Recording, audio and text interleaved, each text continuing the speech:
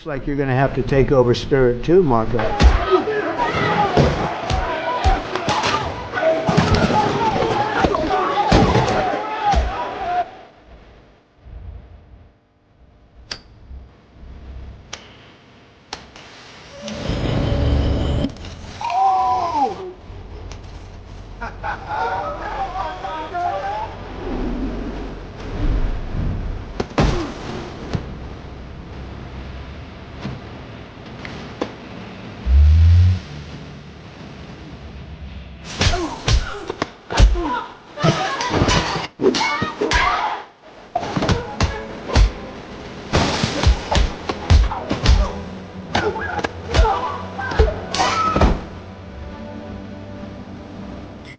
4.29 kilowatt hours. So my battery holds 100 kilowatt hours, but I use 94 because I was down to like maybe 60 miles worth of range. But hey, listen, anything beats those Trump gas prices, right? Woman in this Ultima, somebody please explain to me, what is the logic of doing your hair care and facial and all that shit? What is the logic of doing that while you're driving? Like, I don't understand that. Why not just get to work early and do it in the car while you're not moving? Like, I see this every single day. You know, these women doing their makeup and shit in the mirror in the car while you're driving, and then they wonder why did they get into such horrific accidents. Like, see, now if you had a car like me where you can just push a couple of buttons and tell it, say, listen, I want you to drive yourself, right? Like right now I'm setting up my speed here so I can get my car to drive itself. But that car is a Nissan Altima. That car does not have that feature.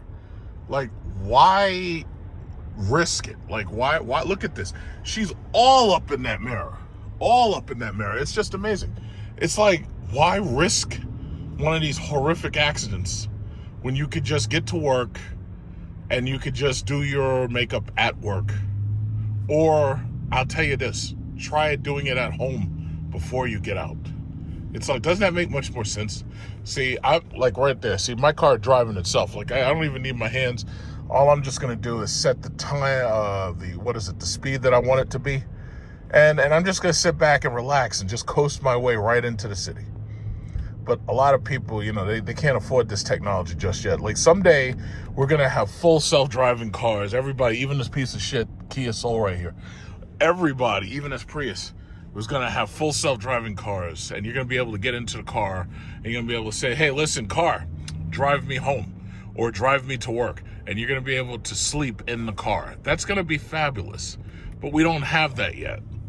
So if we don't have that yet, you're going to have to wait until we actually get it. But what you can't do is you can't put people's lives at risk doing your freaking makeup and being vain and doing your makeup and shit in the morning, like when we're trying to get to work and people aren't paying full attention because some people half asleep. The next thing you know, you crash into another car. Because God forbid you crash into me, I'm going to get out very upset. You know, very upset. It just doesn't make any sense. It's for Supreme. So that's where the gas prices are right now.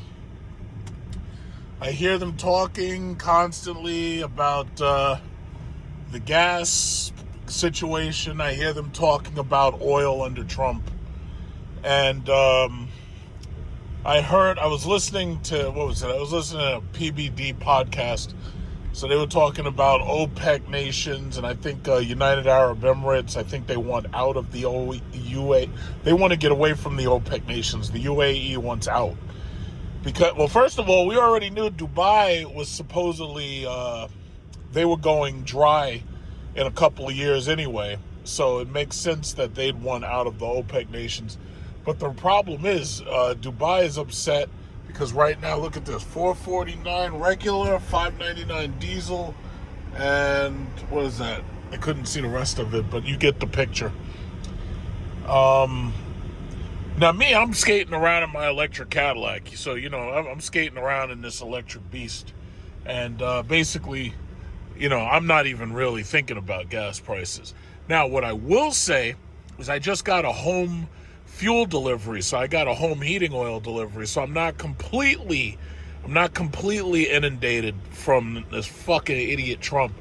So with this home fuel delivery, basically, now this is the funny thing about it. I talked about this back in January. First of all, in addition to going electric with the cars, instead of having gas guzzlers, I decided to go all electric, right? I also locked in my fuel rate for my houses because both my houses get oil deliveries, right? And I locked in the fuel rate, and I locked it in when it was pretty low, and this was back in, back in like January or something like that, right? This was before we went to war with Iran. And back then, I wasn't even considering the possibility that we'd be going to war with Iran. But something told me, it was like, yeah, you know what you should do? Call these people up and lock in a fuel rate. And sure enough, I did. So I've locked in that fuel rate, so I'm paying less than anybody else who just signed on to oil is paying, for one. And it's funny because I also noticed, I came home and one of my neighbors yesterday was getting solar panels installed. Now, I myself don't have solar panels yet. I don't have solar panels because I don't feel that they have the setup that I want yet. See, this car, for example, has a 100 kilowatt hour battery. My Lyric had a 100 kilowatt hour battery. In order for me to want to buy solar panels, my solar panels would have to have a battery backup. They'd also have to have at least maybe a 50 or 100 kilowatt battery setup. Now, a 100 kilowatt hour battery right now is extremely expensive. Like, basically, you're talking about $8, $9, maybe even $10,000. Basically, it's the exact same size it's in this car. Now, why would I want that? The reason why is very simple. It's like I would want to be able to store power, solar power, all day long, so that this way, when I come home, I can plug my car in and I can charge my car. And it would basically be free charging simply because the power all came from the sun. What the fuck happened here? What piece of shit Range Rover? What's going on here? What's going on here? Somebody hit somebody? Why is this guy driving over this truck? What's wrong? What's going on here? I don't know what's going on. Sorry about that. So anyway, I just got a phone call because here's the thing. I got people who share my information, and I got somebody who wants to be one of my clients, and they called me up. And I told them, okay, you know what? You call me back after 6. But on a different subject, you see this Kia right here? I'm thinking it is so funny how Kia is currently making Kias that look like little Range Rovers. And then they're absolutely not little Range Rovers. They're little Kias. But I think that is so funny how Kia is making these cars look more and more like Range Rovers. Like, they're making them look boxy, and they're making them with the same little thin light bars. Like, Kia, you guys have no shame whatsoever. I gotta appreciate that. So anyway, as I was saying, as far as fuel prices, here's another chance. Because it's funny, when you see these gas stations, look at this. $4.99 for Supreme. So you already know diesel's $5.69. $4.99. God damn. So I am so glad. Let me tell you something. There's people, like, you see this guy right here who has that XT6? I always thought Cadillac, what they should do is they should update the XT6 and give it the interior that this car has, right? Like, we get a nice white interior, get speakers and everything, maybe put some headrest monitors. You got the heated, cooled massage seats over there. I thought what Cadillac should do is they should update that XT6 and give it this interior right here. I don't know if they're going to do that, but I know that they're going to bring the XT5 to this country. And when they bring the XT5 here, that's probably when my mom will get a new car, and my aunt will get a new car, and I have a friend who will probably get a new car, because that XT5 has been selling pretty well because it's relatively affordable. It has a regular unleaded gas engine, but they've been trying to fuck that up because what they've been doing is they've been putting these goddamn twin turbo engines and everything or these turbocharged engines. So what you're basically doing is you've gone from having a naturally aspirated engine that uses regular unleaded fuel till now you have to have premium unleaded fuel to use a regular unleaded, what used to be a regular unleaded car. And because you've done that, now you're forcing people to have to buy premium fuel. It's the stupidest shit in the world. These people who are in charge of energy policy, if it was up to me, they'd be fired, all of them, one by one. And I would take their jobs and I would make everything right. But unfortunately, I can't just do that because this is democracy. So you know that there's levels of corruption far beyond me. But all I can do is take care of myself. So what I did was I said, fuck the gas. I'm getting off gas. I'm going electric. So I have my electric Lyric. Now I've got this electric Vistic. It is literally costing me $100 a month to drive this car. $100 in energy costs. Can't say the word fuel. So $100 a month. I looked, my last electric bill was $100 and what was it? It was like $202. $100 of that is me at home running that air conditioner. And I have electric appliances, like I got electric oven, I got electric dryer. But the key there is if you wait until after 7 o'clock to use all your appliances, your peak power, your draw is so much less expensive. Now, my problem is, I don't usually do that. I don't, with my appliances as current, I usually want to use my oven when I want to use my oven, which, that's understandable. But if I were to wait until 7 o'clock every single day to use my oven or to use my dryer, those specific appliances, then I would save a little bit more on my electric bill, and my electric bill would be under $200 a month. So I'm thinking about my neighbors. My neighbors, a bunch of them live in that fucking house. I don't know how many, they're basically illegally subletting, because that's what happens here in New York. You have these single family houses everywhere. But the problem is, New York, what they've basically been doing is increasing the population, because when you increase the population, you're increasing the tax base. So ultimately, I have people on my block illegally subletting, and they just got electric panels. They got solar panels.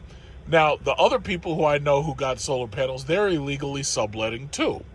Now, I personally don't need solar panels yet, but in the future, maybe with the next house I buy, I would love to have solar panels and a battery backup. If I had at least a 50 kilowatt hour battery backup, that would be enough to half charge this car. So I would literally be able to drive this car for nothing. I'd be able to drive this car or any other car that has a 100 kilowatt hour battery pack. I would basically charge that damn thing every day, and I'd basically be driving that shit for like nothing. And if you pay it off, you're basically absolutely driving for nothing. Except, the insurance is high on these fucking cars. They know that people want luxury cars and everything, so what they're doing is they're taxing you up the ass to drive a luxury car. You know what? I'm gonna get over here. Yeah. But,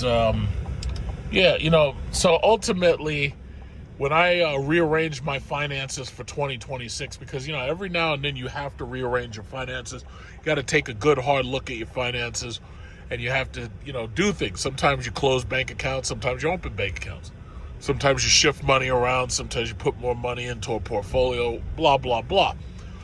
So, buying this car, or I should say leasing this car, was part of rearranging my portfolio.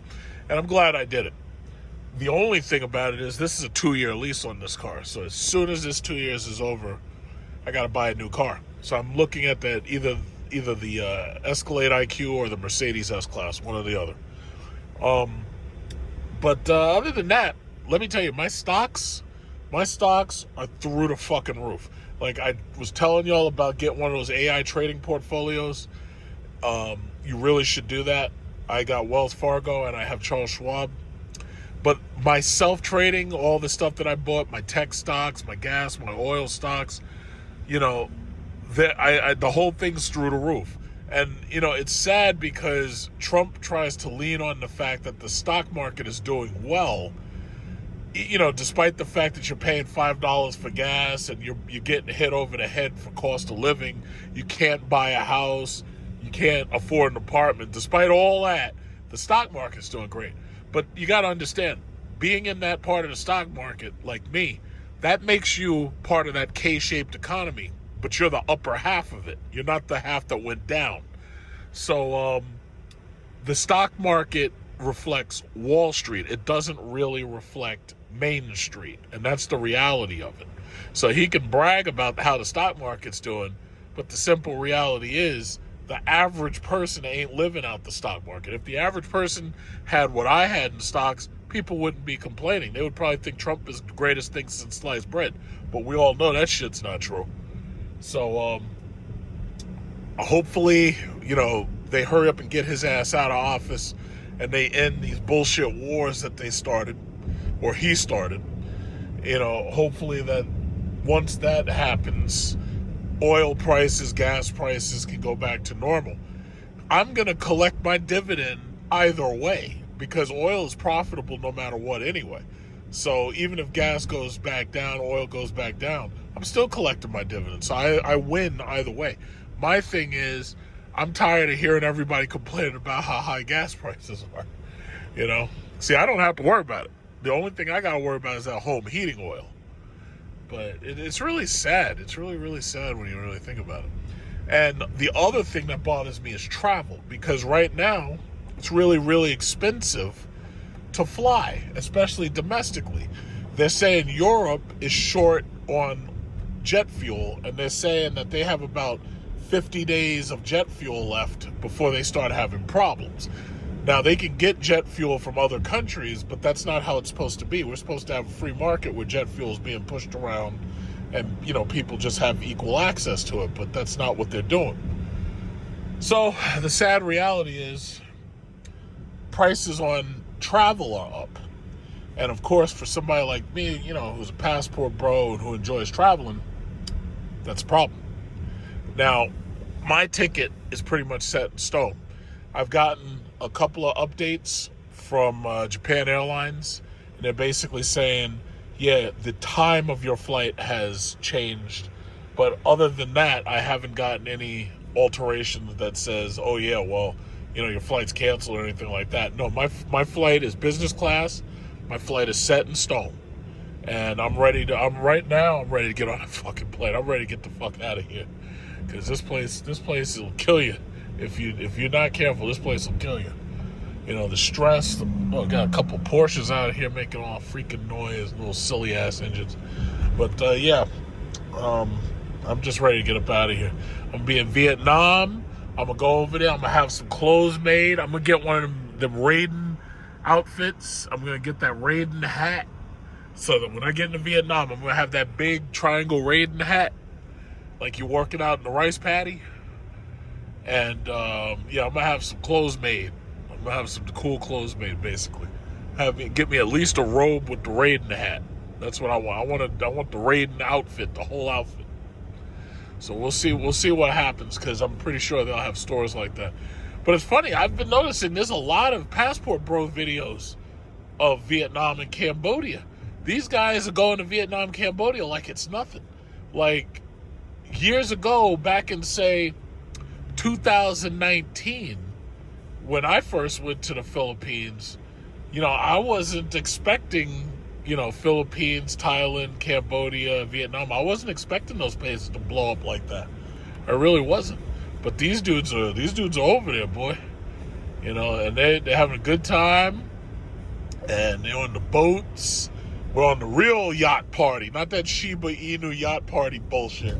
We're having real yacht parties. We're having fun, and everybody's having a good time. And I'm glad to see that. Really glad to see that. So that's basically it for now. I mean, nothing has really, really changed. All of the information that I've handed out, all of the suggestions, I still bet the exact same way. I haven't really changed anything. I'm holding all of my tech stocks because, see, I got lucky. I got into all of those tech stocks cheap. I got into them things when they crashed. So I got my Microsoft, Apple, Nvidia. I bought every single stock split. Every single stock split, I always bought into it. When Tesla did their stock splits, I bought both of them. Apple did their stock split back 2015. I bought that one. Then I bought the next one that came around COVID. Who was it? Microsoft hasn't done a stock split, but at this point, I don't even have to buy into it because I have so many shares from Microsoft. Then there's Nvidia. Nvidia did their 20-1.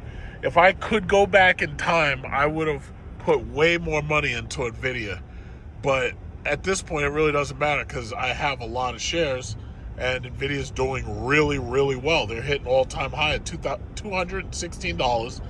And some people are saying that the target for Nvidia, they think that the target could be as high as $600. I'm like, well, if that happens, let it happen. We'll see. Because at this point, the mere fact that you can get to $5 trillion as a company, that means that there's really no limit. You can keep going. You know, you can go as high as you want to go. Microsoft, Apple, Nvidia, Micron, these things, we have no idea how big these things are going to grow. My bottom line is you can't let them scare you out. You have to hold on, and you can't sell. I don't sell. It's the last option to sell. You do not want to sell. And even to take profits, I'm not selling, because the thing about it is it's still going up. So I know some people like to sell and take profits, but that's day trader mentality. I'm not doing that. But I'm holding until retirement. I'm going to keep holding. The only positions that I feel I need to add on at this point are basically energy, gas, and oil. So those I don't mind adding on to my positions. But as for tech, I think I'm good with tech. My AI trading portfolios, yellow yours. That's cool. I feel I can add on to those AI traders anytime I want, because they really make it so that if you want, you can add in however much you want every single month. You can add in $100 here, $100 there. Because see, my thing is, you also need to make sure that you have a small amount of cash. See, a lot of people, some people, they misinterpret how much money they really should have in cash. And they put a lot of their money into stocks, or they put a lot of their money into other investments, but they don't have cash. You should always have about, if you can afford it, you should always have a percentage of your money in cash. My feeling is I keep about $100,000 available in cash. So if I need to go to the bank right now and get $100,000, I can do it. Just like Aaron the plumber. He'd say, oh, yeah, Queen, could your man go to the bank and pull $100K out the bank right now, Queen? Yeah. So, Aaron the plumber, he had it exactly right. You should be, if you can save that kind of money and you don't waste your money and you can save that kind of money, yeah, you should be able to pull $100,000 out the bank. It could be for a medical emergency. It could be for whatever emergency, whatever it is. But even if it's to buy a new property, you should be able to pull $100,000 out the bank. And one thing, I listened to Rabbi Goldman, and they tried to shut his page down because they tried to say he was anti-Semitic because he's an AI rabbi. And I appreciate whoever puts that info out, whoever does that. I've been listening to it, and the dude, it may be AI, but it didn't never lie. And one of the things you got to understand is a lot of these people, especially these real estate people, what they'll do is they'll go buy the worst houses on the block just so that they can suck the equity out of them. And they'll take the equity out of them and then rent them out. And the thing about it is that equity in their pocket makes them cash rich. And it's funny because I saw somebody do that right before the pandemic. There was like a 18-year-old kid did something like that. He was buying up a bunch of houses and just sucking all the equity out of them. And the problem is what he did wasn't illegal. It was just kind of risky, and you could argue unethical, because you unless you're going to manage those properties from that point on, because see, if it was me, if I could go back in time, I would go to the worst ghettos in New York, in Queens, the worst ghettos in the Bronx, the worst ghettos in Brooklyn, and I'd start buying up the ghetto property. I'd buy the most ghetto, rundown crack houses I could, because right now those places are worth fucking millions. It's absolutely ridiculous. Like one of my aunts, she bought a brownstone in part of Brooklyn, and I hate that area because you can't even find a park. But the thing about it is she got her place for like less than $175,000. That place is worth $3 million right now. If I could go back in time, shit, I'd have snapped up all them places. I'd have snapped up all that stuff, and people would be laughing at me. They'd be like, he's stupid. He's buying ghetto properties. Nobody wants to live there. Nobody wants to live there. Fast forward to 2025, I'd be a goddamn slumlord. I would literally have whatever my car is. If I had one of BMW 7s, my license plate would say slumlord. It would say SLMLRD. And people would read that shit. They'd be like, what the fuck? They'd be like, this guy's a slumlord? You'd be like, yeah, I'm a slumlord. Problem is, it's not really a slum no more because of the gentrification. So theoretically, it's not really even a slum anymore. You can't count on anything, can you? But I would absolutely get me a vanity plate that says slumlord. I would absolutely do that shit. In fact, I might still do it. Why not? I've got tenants. I try to keep them living in reasonable conditions, but hey, I like the idea of having a license on a vanity plate that says slumlord. I like that idea. Slumlord. Like this guy. Slumlord. I like that. I have a Mercedes S-Class and it says slumlord on it. Or a Cadillac Escalade IQ, it says slumlord. So people look at me and they're like, hey, what's that big black guy driving that car? What does he do for a living? It says slumlord. People look at me automatically. They're like, oh, he must play football. I'm like, no, I'm a slumlord. What the hell happened here? Oh, you hit the Ram TRX. Oh, my God. Oh, my God. You hit the Ram TRX, you stupid bastard. Goddamn fucking school buses, you stupid bastard. Hit the Ram TRX. You rear-ended a Ram TRX. Do you know what's going to happen to your insurance? You moron. Incredible. Things you see in New York City. How you going to rear-end the Ram TRX? In fact, I wonder if I knew the owner of that Ram TRX, because I know a guy who has a black one, and he has like red springs, but I can't remember. Well, I don't know. I didn't really see the guy who got hit, but I'm going to have to review the video later.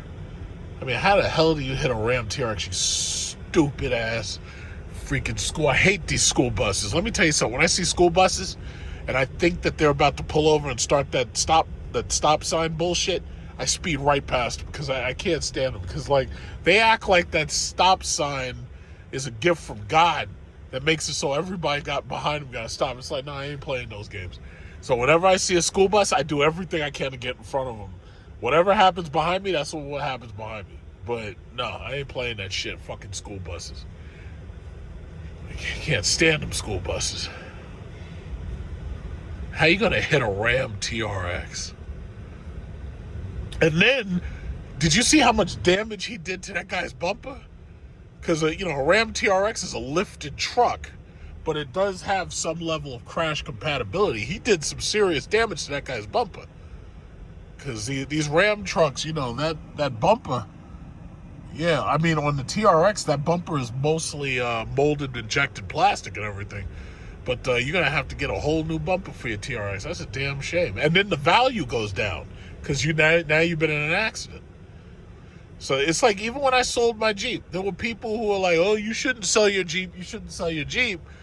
And my thing was, not only did I use the Jeep as a down payment for this car, but on top of that, I got a lot of cash back in addition to the down payment on this car. And you don't understand, my Jeep, I had been in like 6 accidents with the fucking car because I had that thing for 10 years. I had been in like 6 different accidents. There was some accidents on the Carfax. There was some that weren't on the Carfax. So I talked to the dealer.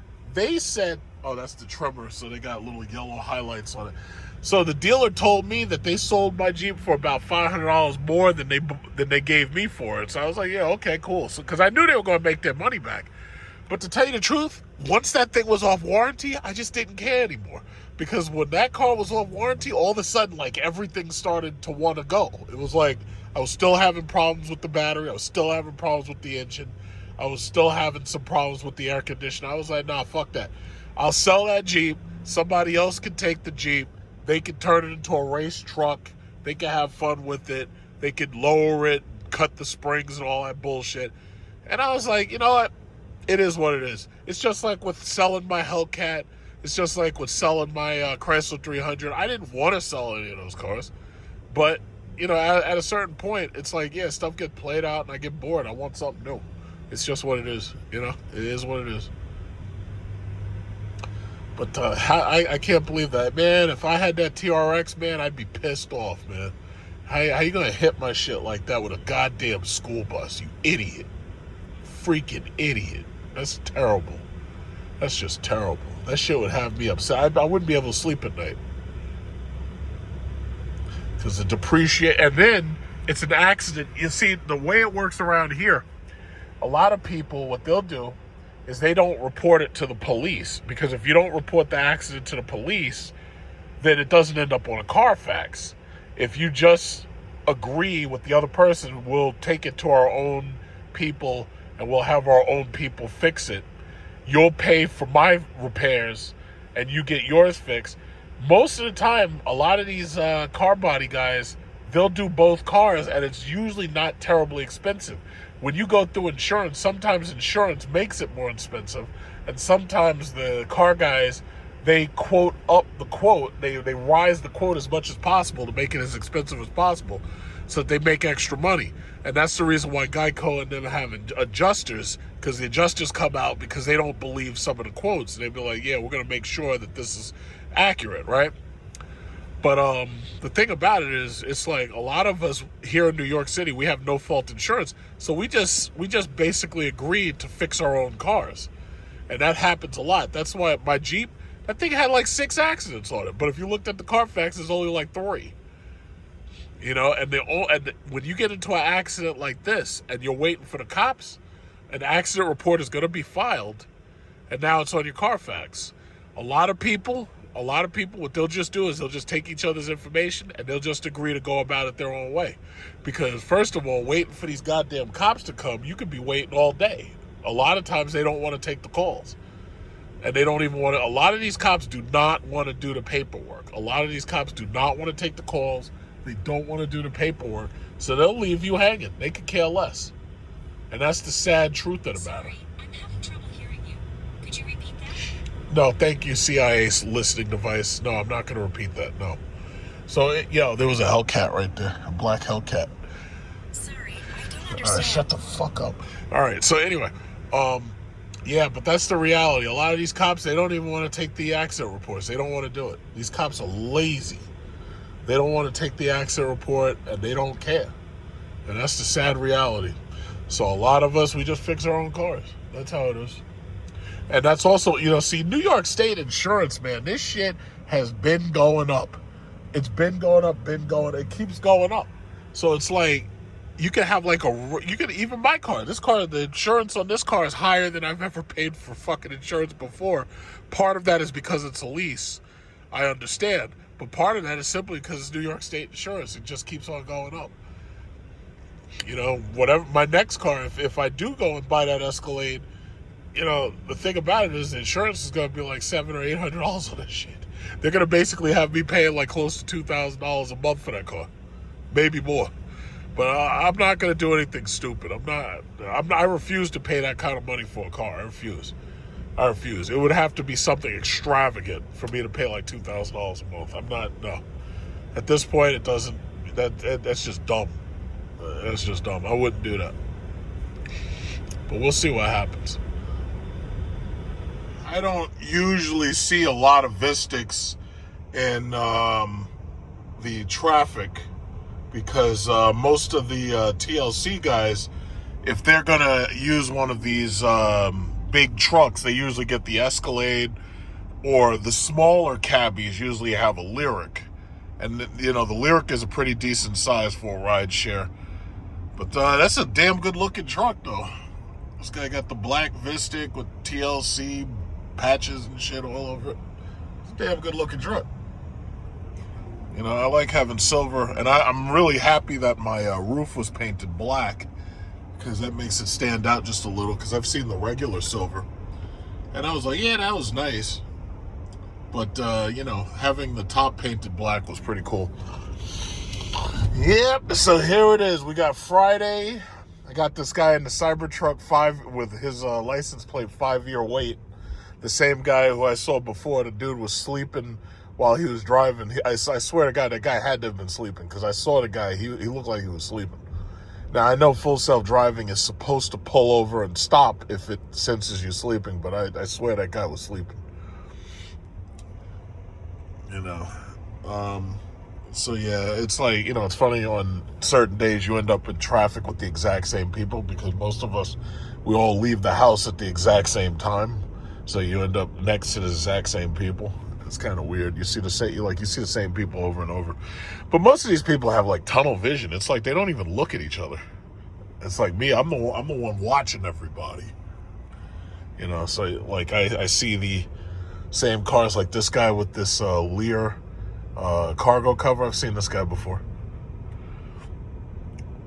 It's like after a while you start recognizing it because we all leave the house at the exact same time, so we all end up in the exact same traffic. It's kind of weird.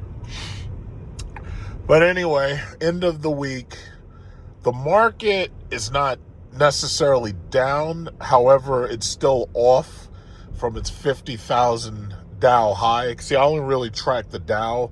I don't really care about the S&P 500 or the Russell 2000. I don't even think anybody really uses a Russell 2000.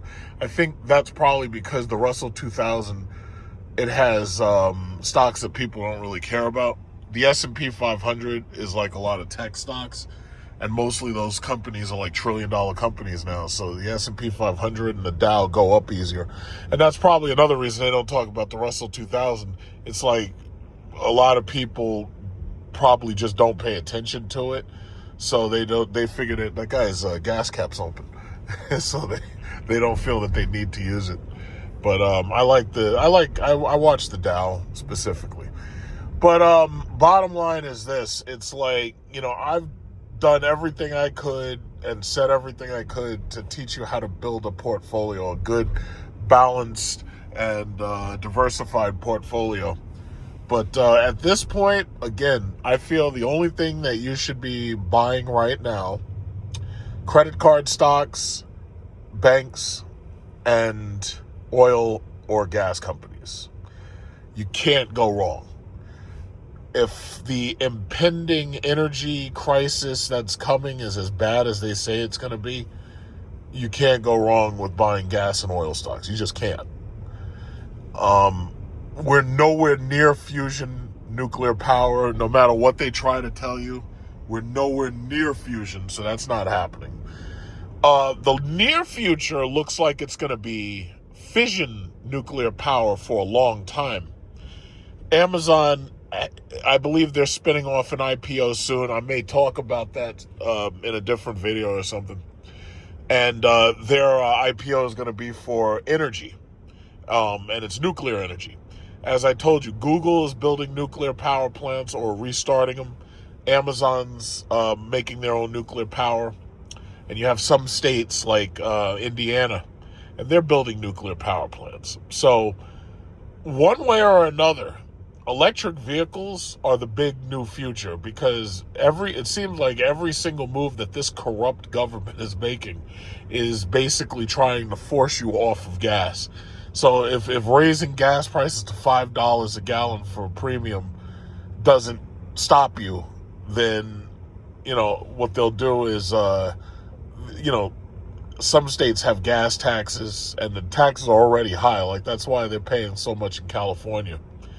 But they're trying to force you off of gas one way or another. They're trying to force you off of gas. And it's going to be a long time before we get off of home heating oil.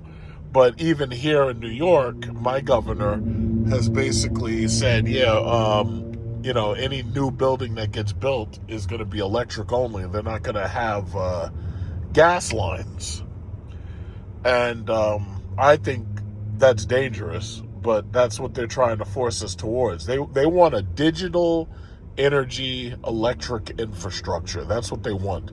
So if you really think about it, they will know who's using power. They'll know how much power you're using. They'll know exactly where you are at any given time just because you're using energy. And they have other ways. It's not like this whole idea of people going off the grid. You can't really go off the grid because even if you have oil, the oil delivery guy has to come deliver your oil. So he knows who you are and he knows where you live. There's no such thing as off the grid. If you're getting any services whatsoever, if you have a cell phone, even if you just have just a cell phone, they know who you are. They know who you are. They know where you are. Your social security number has been shared with these phone companies so that they can send you a bill. They know who you are. You know, there's no off the grid. The camera, if you've gone into any store to go food shopping, they know who you are. Like, in order to be off the grid, you'd have to live up there in the wilderness of, like, Canada or some shit. And you'd have to, like, you don't get to go to the stores. You got to hack to death, like, moose and deer and shit. You got to eat them. And you can't have a phone, can't have internet. Very few people are living like that. Very few people. Very few. The only people living like that are fugitives. And chances are, even most of them don't want to live that bad. So some of them will just move into a hotel or a motel in like Alaska or something.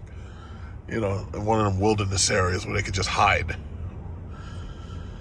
But my thing is, yeah, gas, oil stocks, credit card stocks, bank stocks. Those, if you just stick to those, you will gradually see upwards momentum in your portfolio. Even if you just stick to those, you don't have to get complicated. You know, people ask, is it too late to buy Nvidia? To tell you the truth, unless Nvidia does a stock split, I think it is kind of too late. It's really expensive to buy Nvidia right now. AMD, I told you about AMD back when it was $50. I think it's too expensive to buy AMD right now. TSM, same thing. I think it's too expensive to buy them right now. Microsoft, I was hoping Microsoft eventually do a stock split, but it looks like they're not gonna. So, you know, I consider Microsoft expensive. I consider Apple expensive too, for most people. You know, now if you're somebody who's got hundreds of thousands of dollars to invest, you know, that's different. But I invest small amounts over a long period of time. And so far it's been doing pretty good.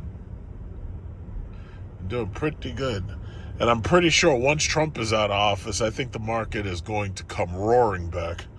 I honestly think Dow 50 at this point is low. I thought we were going to hit Dow 50 by the time Biden was leaving office. I think at this point, for us only to be hitting Dow 50, I think, and by the way, the reason why the Dow dropped like it did was basically because of the Russo-Ukraine war.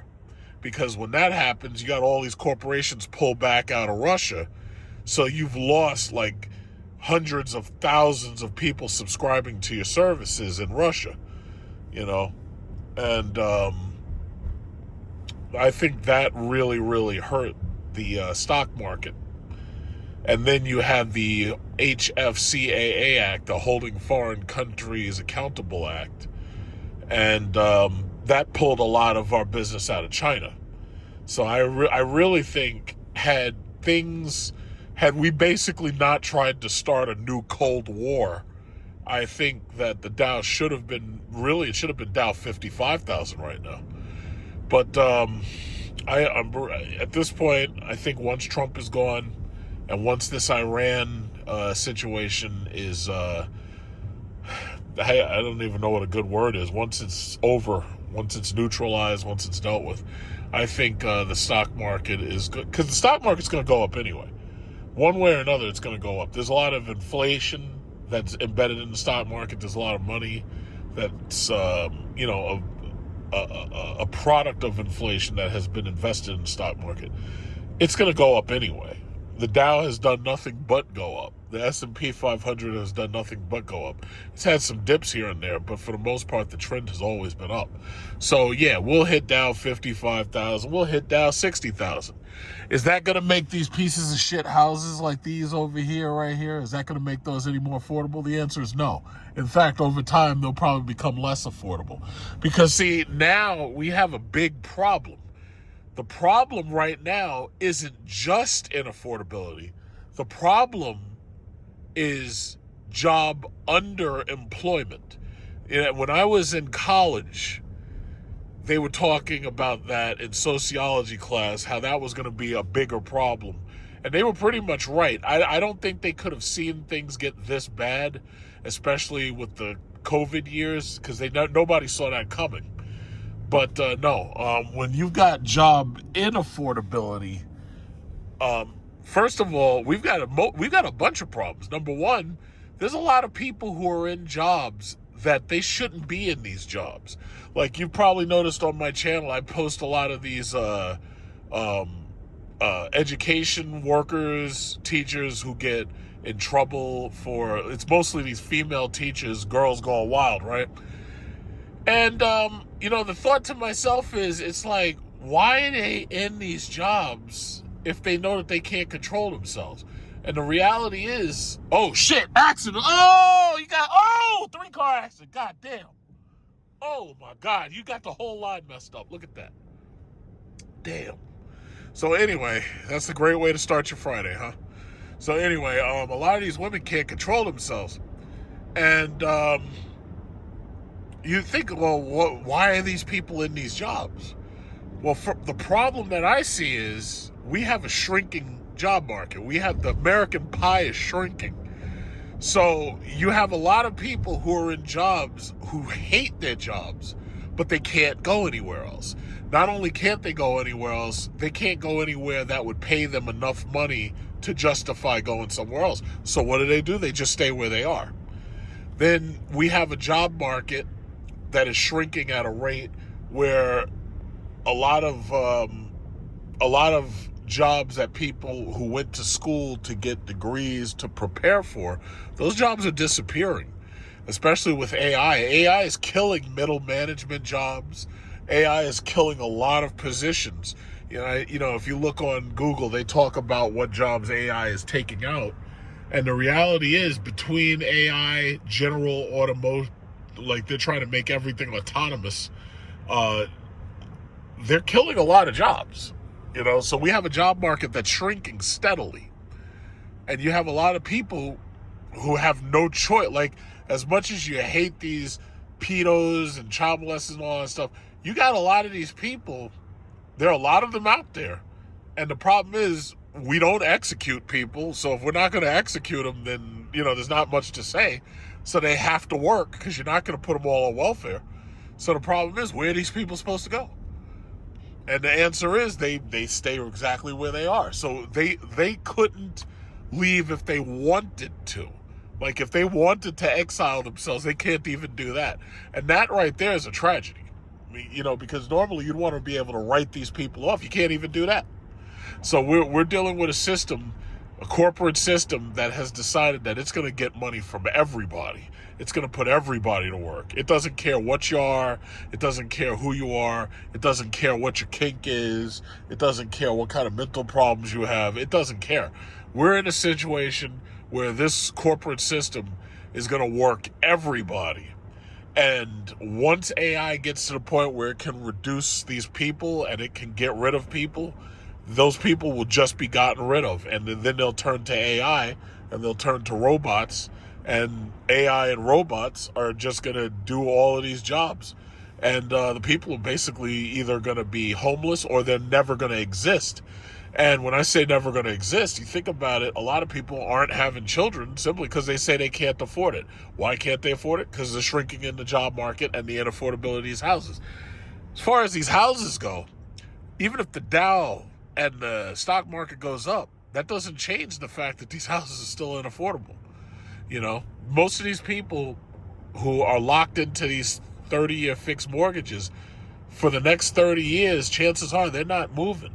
You know, very few of them. The only people who will move are the people who can absolutely afford to move. People whose parents die and leave them windfalls. People who, you know, most people ain't hitting the lotto, but let's just say people whose parents die, leave them windfalls, or people who come into a lot of money somehow. Those will be the people who say, yeah, I want to sell this ugly, narrow house right here. I want to sell this ugly, narrow house that's facing John F. Kennedy Airport. I want to sell this place. I want to get the hell out of this area. So that person will sell this house. That house right there, as ugly and as narrow as that house is worth $1 million simply because of where it is. And where is it? It's right next to the freaking Belt Parkway. So that means you're right. You see all these lots where they're holding these cars? Those car lots rent to people who are going to John F. Kennedy to go flying. So they're making money just having an empty lot where you could park a car. They're making good money like that. So you got to understand, it's like, it doesn't matter. You could have an ugly crack house looking house. It doesn't matter. You've got property, you got land under that property. And these people, a lot of these people are stuck in these mortgages. They ain't going nowhere. Ain't going nowhere.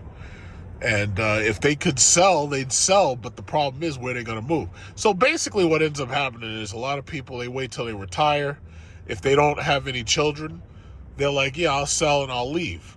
If they have children, that's a conundrum for them because now they have to, oh, well, where's my child going to live? Because your child ain't going to be able to afford no rent. Your child ain't going to be able to afford no mortgage. So if you leave them a paid-off house, then all they got to do is pay the taxes. Now, the whole issue there is your kid better have a damn good job because those taxes and insurance for that house are going to continue to go up over time. So it's really a sad conundrum. Like I look at Generation Z and I look at Generation Alpha and I'm like, yeah, you guys are screwed. Like, you know how you're supposed to be pessimistic? Nope. I don't feel any pessimism whatsoever. Wait, I'm sorry. You're supposed to be optimistic. I don't feel any optimism for them whatsoever. They're screwed. They're absolutely screwed. You know, they're absolutely screwed.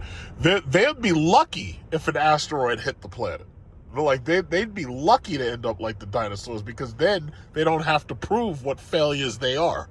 Now they're screwed because as life goes on, they're forced to prove that they're failures. And there's nothing they can do. It's a damn shame. There's really nothing they can do. So, yeah, it's a pessimistic attitude, but the reality is, you know, that's what they've created for us. I mean, you know, this traffic is inhumane to people. It is absolutely inhumane. You got to go through this bullshit every freaking day. But thank God I got the Cadillac, the self-driving electric Cadillac, self-driving itself, you know, so I don't have to think about it too much, you know. But yeah, this sucks. This whole everything sucks.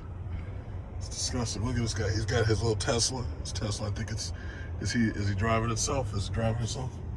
I don't know. Is he driving itself? Because see, Tesla, they didn't even put a light on the fucking wheel. You don't even know if it's doing anything. Like, you'd think they could at least put a light on the wheel so you could see if it's self-driving or not. It's like, at least Cadillac, at least they thought about that. Look at this guy. He looks like he's asleep up in there. That looks like he's asleep. I don't know. That guy look like he's sleeping up in there. That's what we need. We need cars where you can just get in the car and say, yeah, take me to work, and then you just put your head back, go to sleep. I don't think people are getting enough naps. That's what it is. So they can't see if it's self-driving. I can't see that. It might be. Because I don't see his hands up there. Anyway.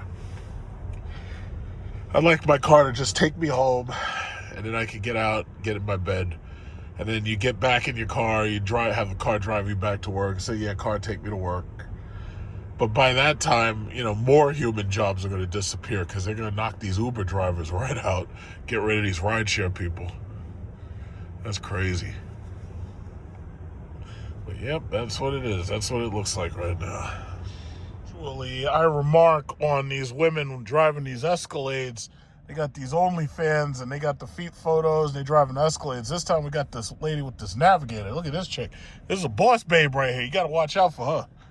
Boss babe with the OnlyFans. Big old Navigator. That's a big-ass truck. You got one woman driving the shit, and there's nobody else in the car. It's like, isn't that like a waste of energy or something? Boss babes with these feet photos, man. I got to figure out how to start an OnlyFans. It's like I shouldn't be the only person without the OnlyFans. It's like I should be able to sell my feet photos too. This day's take is 82.76 kilowatt hours. So basically, I ran this thing down to slightly below 95 miles. And it's been very, very efficient. Far more efficient than my Lyric was. But fortunately, I don't have to deal with Trump gas because I got my own power supply here. Supposedly, a little further up, there's a car accident. And that's the reason why there's all this goddamn traffic. So you wake up on a Saturday morning, you think, gee, everything should be fine. You should be able to drive wherever you want. Nobody should be out here. It's freaking 8:53. You think that everything will be fine. Of course, somebody decided to fuck up. And they decided to get into a car accident. So right now you got a state trooper getting by. And I don't know what lane this accident is in. But I will say this. The Southern State Parkway, they have some crazy-ass accidents on the Southern State Parkway. I will also say that about the, what is it called? The LI Expressway. Because when you're on the LI Expressway or the Southern State Parkway, you've got very, very long roads and everybody's speeding. Because once they get out of Queens, they're like, yeah, I ain't got time for that fucking 50-mile-per-hour bullshit anymore. So everybody starts speeding. So when they start speeding, then things go wrong. Because some of these people have these lame-ass front-wheel drive pieces of shit cars. And the problem is, these front-wheel drive cars, they suck at handling at speed, right? So once you go beyond like 60 and 70, you're basically risking your life, especially in things like that, like these Nissan Sentras and these Honda Accords and these Toyotas. So like, if you've got rear-wheel drive, yeah, you'll probably be okay. But the problem is all-wheel drive suffers from oversteer, and these front-wheel drive garbage cars, they suffer from understeer. So rear-wheel drive, you're probably going to get a slightly better speeding experience. But most of these people, they got these garbage Infinities, like, they're doing their best to show off, so they start driving fast. Next thing you know, they end up wrapped around one of these fucking poles. And here we go right here. Look at this. Look at oh boy. Here we go. It's a big one. Somebody really screwed up. So, and the sad thing is, they need to put extra cars and extra trucks there just to block your view so that you don't see all the blood and the gore and everything. And it's like, I think that's a misuse of manpower, honestly. I think they should let everybody see exactly what happens when you screw up. They need to let people know that either you drive perfectly or you die. Now, this is different because there's a lot of cops here. There's all these cops here. Look at this. I don't know, something bad happened. They must have hit a tree or something. I'm trying to look. Come on. Oh, shit! The truck's upside down. Oh, my God. Holy shit. Oh, shit. Okay, well, at least Northwell Health is there. They're on the scene. Northwell Health will take care of it. Northwell Health and NYU Langone are some really good, hospital services in the area. They'll take care of it, But fortunately, now that that's out of the way, now we can get back to business. So, just get back to business. Freaking overloaded truck flipped upside down. Goddamn truck. That's crazy. That's crazy. What was that? I guess that was exit 18, I suppose. Yeah, that's crazy. Exit 18 is always fucked up. I don't know what it is. These people, it's like they can't just go around the curves at 70 and 80 miles an hour. It's like if everybody drove like me, there'd be no more accidents. and we'd be able to bump the average speed of traffic up to about 90 miles an hour. But these people don't drive like me. I don't know what's wrong with these people. Got this guy right here. You got the Cadillac Lyric. He's showing off the fact that he has some level of a family. Let's see what kind of family he's got. Because he wants to show us he's got a family, so you might as well see it. He's got them stickers. What is that? It looks like it's like a daughter. It kind of looks like a dog. No. I think that's a guy and a woman and a daughter. That's what it looks like. Yeah. So, I don't know why people do that. Why must you tell everybody the size of your family? It's like you're advertising, like, did you remember that movie? What was that movie? With the dollar hide. What was that name of that movie? The movie with a guy, the Red Dragon, where he finds out about the guy's family and then he goes and stalks the guy because he was like doing editing of movies and stuff, home movies. And he goes and stalks the guy and kills him and his entire family. It's like, why would you advertise that? It's like, I don't put anything on my car. I don't want you to know anything. I don't want you to know my political affiliation. I don't want you to know. Like, you got these people with these Second Amendment stickers on their car as if I'm supposed to be afraid of you because you got a pistol. I've got a Desert Eagle. I don't want you to know about it until it's too late. Why are you telling people this? Uh-oh. I got two of these stupid... here we go. These idiots are trying to race. I got these stupid Infinity and this stupid, what is this thing? I got this stupid ass, Volkswagen, and these idiots are trying to race. Next thing you know, they're going to end up crashing. That's all they're good for. Look at this guy. This dumbass Volkswagen. That's all they're good for. All they're good for is crashing. And they have those horrible sounding cars. They sound horrible. I don't want to hear that. Fart mufflers. But you know what? The beautiful thing is, we have these new cameras in the city, and if they catch you with those shitty mufflers that sound stupid, Emirates! We got the A380! Oh, shit! I'm just in time for the A380! Oh, yeah! We're coming from Dubai! Hell yeah! Emirates! Go, Emirates, go! On secondhand news, Spirit Airlines just went bankrupt. Trump said he was going to try to save them. And of course, Trump doesn't do anything that he claims that he's going to do. It's all lies. And Spirit Airlines is under. Those big, ugly, stupid yellow planes are done. I love Emirates. Goddamn. When you fly business class on Emirates, it's like your royalty. It's not first class, but business class is $5,000 for me because that's like it's a long trip. So my round trip first business class ticket's about $5,000. I'm not paying them $15,000 for first class. I'm not doing it. But I love Emirates. I love them. And if it wasn't for fucking stupid Trump and his bullshit, fake ass, illegal, unconstitutional war, right now Dubai would be doing so much better with tourism. But because of Trump going after Iran starts shooting at Dubai, and it's all his fault. I'm sorry, it's all his fault. It really is. But don't worry, they'll recover. They'll recover. Etihad, Emirates, Qatar, they'll recover. It's like it didn't have to happen, but you got this stupid bastard, this stupid corrupt scumbag criminal. He claimed that America was going to be first, and all they're doing is stealing. And he got the nerve, and then he goes after James Comey for that 86-47 comment. I think James Comey didn't go far enough. He's lucky I'm not James Comey. If I was James Comey, I would have come right out and said it. I fuck all that innuendo. Shit, I'd have made me a fake profile, and I'd be sending out threats. And then you got to throw the phone away because, they'll track down the phone and everything. You got to throw the phone to the bottom of a river. You got to have a burner phone. You got to get one of them cheap phones from Rite Aid. $50. What a fucking hate these people, man. But hey, on the bright side, traffic is doing great now. This is wonderful.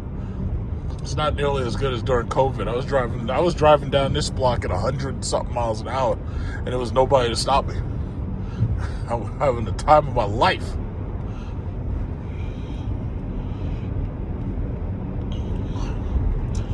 Yeah, that's what it is. I hope tomorrow we'll have clear weather, so this way I can go and go to Cars and Coffee. Hopefully there'll be clear weather. I don't know. We'll see what happens.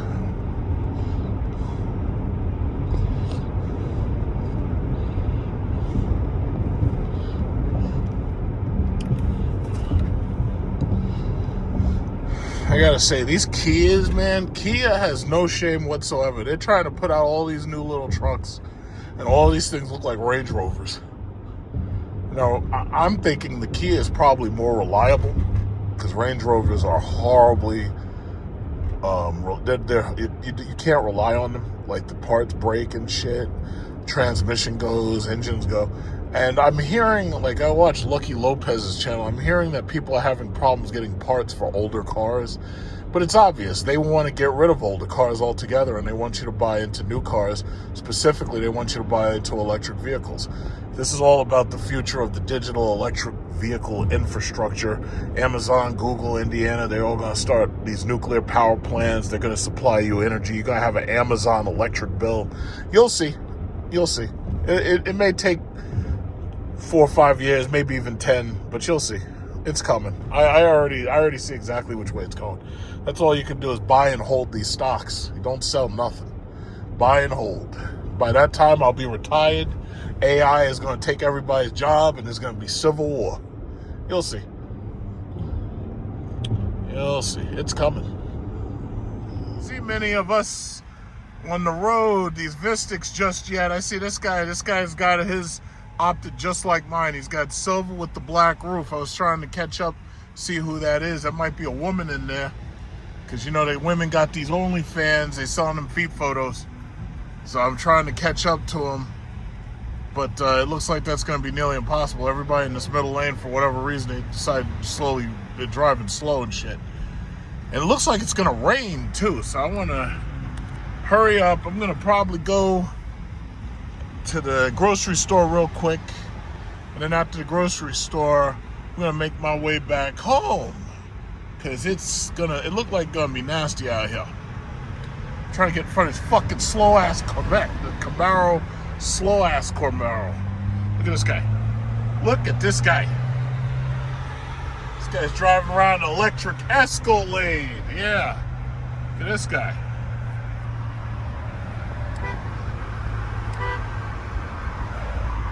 Trying to get his attention. Trying to get his attention. There's some guy with some glasses on. Just trying to say hi.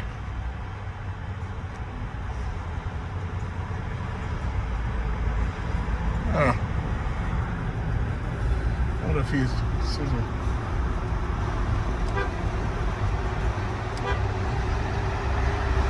Nah, this guy's not paying no attention. Oh, he's got the same white interior I got too, so his is opted out exactly like mine is. So you got the white interior, power moonroof, black painted roof. That's like the first time that I've seen a mirror image of this car in traffic. Pretty cool. Looks like I'm not going to see him anymore. Looks like a good car in traffic, it really does. It's pretty good. As the Senior Vice President, Regional Director of Global Customer Relations, I'd like to say thank you to all our customers. We know it got a little ghetto at times, but now you got to overpay at Delta, motherfuckers. You didn't want to pay for seat upgrades and extra bags? Were the peanuts too expensive? How much do you think they're going to charge you now, idiot? Sunday. So I'm on my way to Cars and Coffee. Let's see what's going on here at Cars and Coffee. And probably hit Starbucks up, see if I can get one of those mango matchas.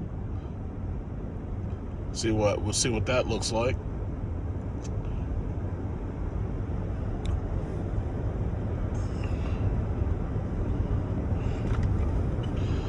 Probably on the way back, I might stop by the store, grab a couple of things I need as far as groceries to take into work. But other than that, it's a nice weekend. See, the thing about it is you got to have the weekend to relax. Now, I had a really good weekend because, first of all, I started off waking up with a bonus. And, you get a little paycheck bonus here and there. And I got a very nice little bonus. So I immediately took some of that money, I put it into savings. And then I took some other of that money and I put it into my portfolio. So that's like my discipline in saving money. And it's funny because I've never been the person to live on a budget. But some people, when they budget, that's their discipline, where they automatically say, okay, for whatever money they have, whatever money they get, whatever money comes in, they automatically just take 20% or 10%, and they specifically put it into specific things. So, living on a budget is very advantageous for some people. I just never chose to do it.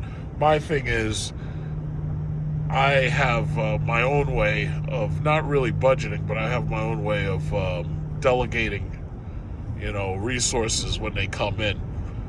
And, I was watching some videos this morning, some stock market videos, some analysts and everything, and they're talking about how a large number of these corporations are illiquid. And they're talking about, if you want to invest, the smartest thing you can do is look for their liquidity to find out how liquid they are. And some people, they do it by looking and seeing how much debt that some of these companies have, and they focus specifically on the debt. But sometimes the market is illogical, because you have GameStop, for example. GameStop's worth like $12 billion, I think, and they're trying to buy I think it's they're trying to buy something that's worth more. I might have it wrong. I think it's Best Buy. I could be wrong. But the bottom line is, in the news, GameStop, I thought they would have been bankrupt by now. But because of that short squeeze bullshit, a lot of liquidity was handed over to these people, despite the fact they didn't deserve it. So yeah, it is possible for you to have a very illiquid market. And it is possible for you to have a very illogical market, where things just don't make any sense. Now, my bottom line is, there's a lot of naysayers and there's a lot of doomsayers who are trying to get people to sell. I don't sell. All these people who are screaming sell on NVIDIA, I ignored them. All these people who are screaming sell from the AI, AI is a bubble, AI is a bubble. No, it's not.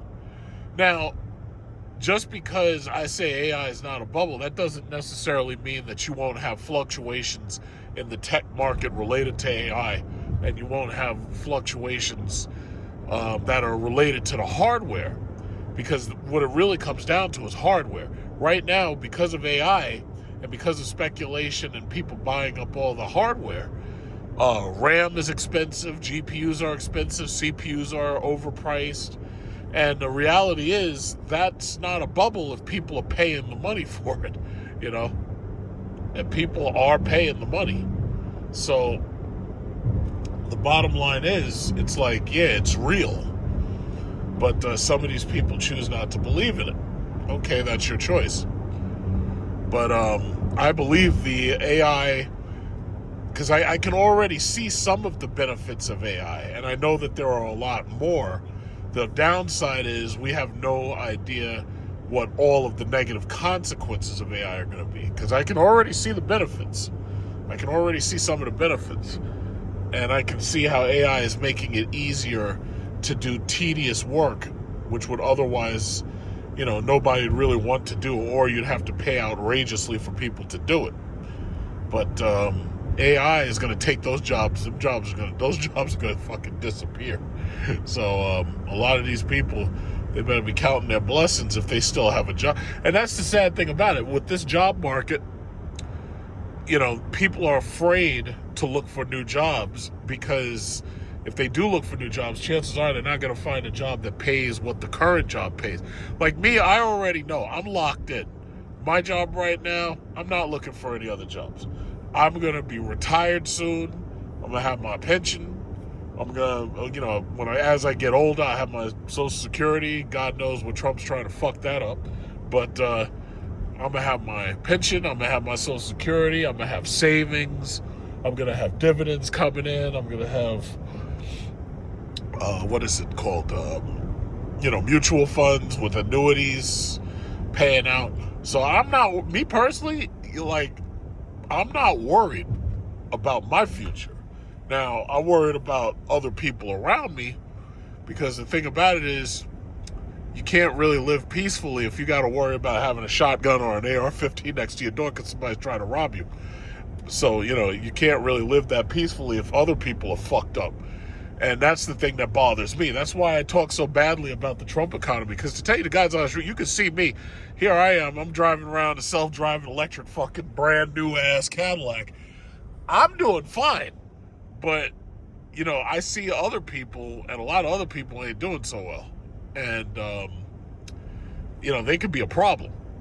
And I'm all about prevention, and I'm all about preparation. So, I just buy more ammo, and I keep buying guns and shit just in case, they try to go for a civil war or something. I don't know. But the bottom line is, it's like I would rather people be doing good, so this way I don't have to go to war with these people. I'd rather everybody be doing good, So this way I don't have to worry about hunting these motherfuckers. Because if it comes down to it, it's like there's like a switch, like, in a cat's brain. A cat can be a domesticated cat, but as soon as you put him outside, there's like a switch, and that shit flips, and all of a sudden the cat is a wild cat. Oh, we got this guy with the Ferrari. I guess he got tired of being there. He left.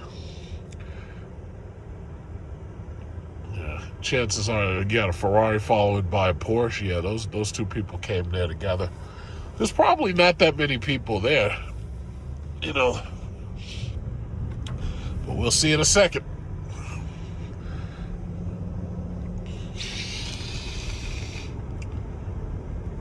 We'll see in a second.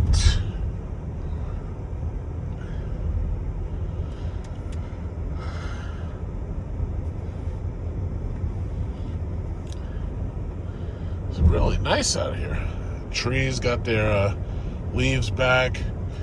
I have to decide how I'm going to set up my planters, because I'm going to start planting, because now the temperature, it's only 50-something degrees. Now, I was basically told the best time to really plant is when it's like 70 degrees, but it's about 50 degrees, and my thing is, with the spring rain coming in, I would really like to start planting. Come on, let's go, Porsche. Let's go. Get the fuck. Let's go, you idiot.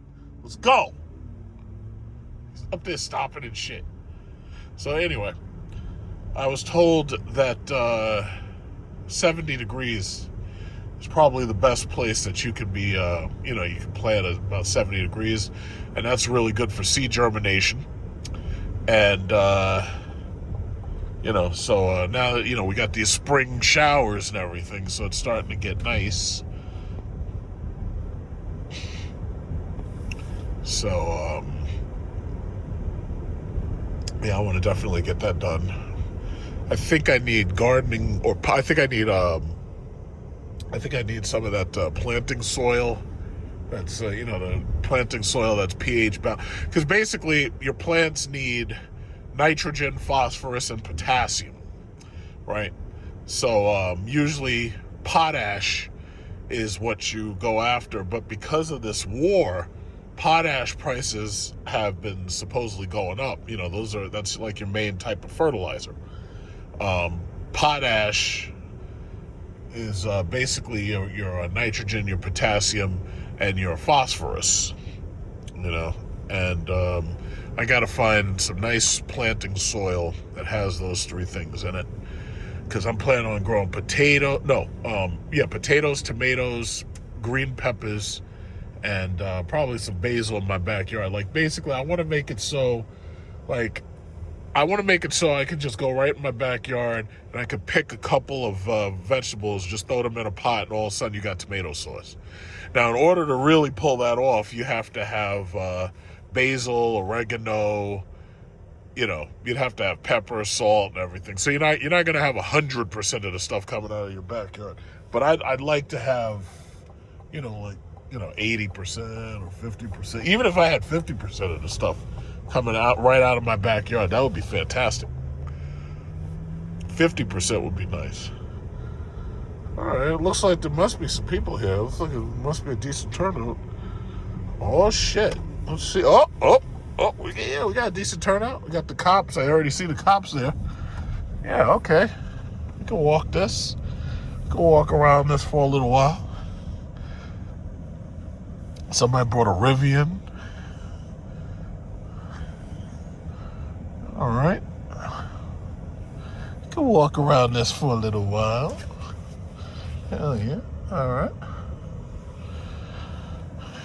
Cops sitting right there, just waiting to give you tickets. Can't even drive your car without getting tickets. Damn. All right, let's see what we got out here. It is currently 10:19. We have about 40 minutes until everybody leaves.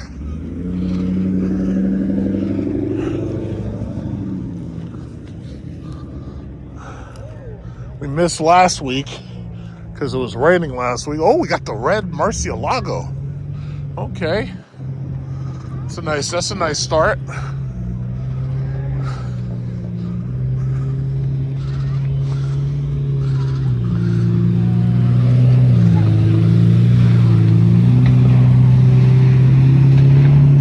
It's a nice start.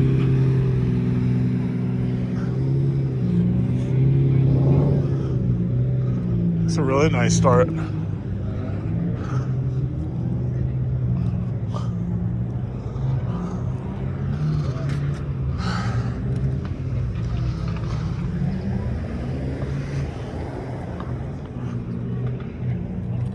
Okay, sit down with Olivia.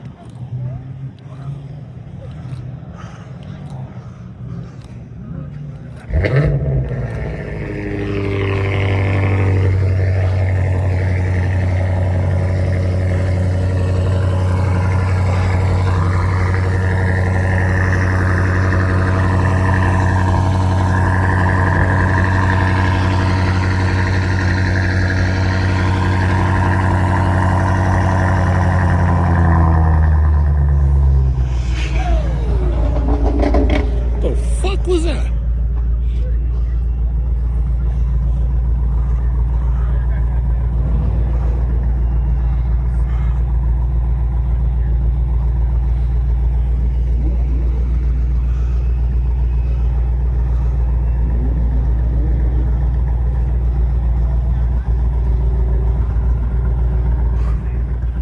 I like when you come to these things, it's like everybody's just walking around like pigeons.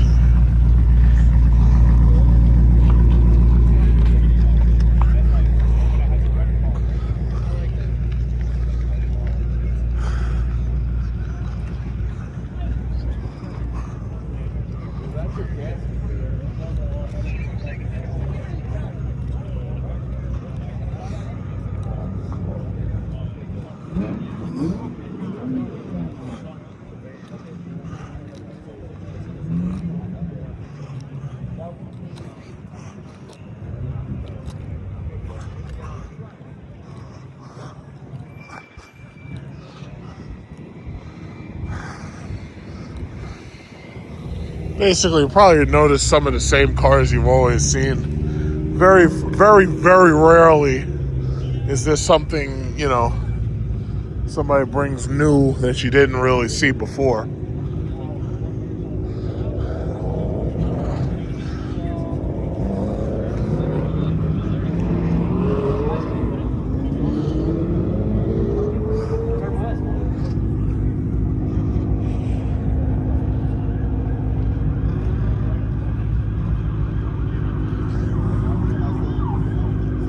Uh-oh, cops out here, boy.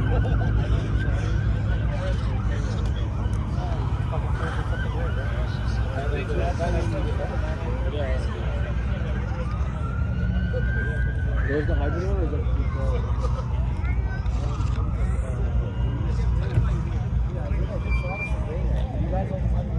Yeah. How do you guys ever come out? I want to go.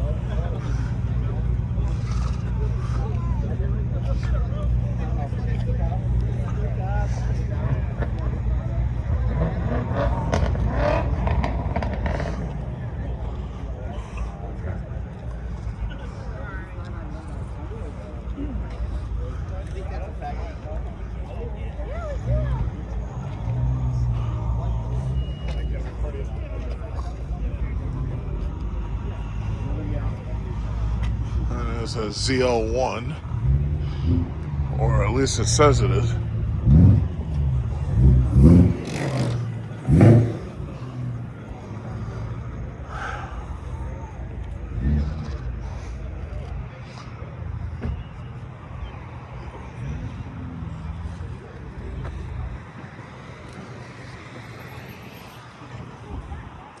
Oh no, in fact, that's a Z06, I think.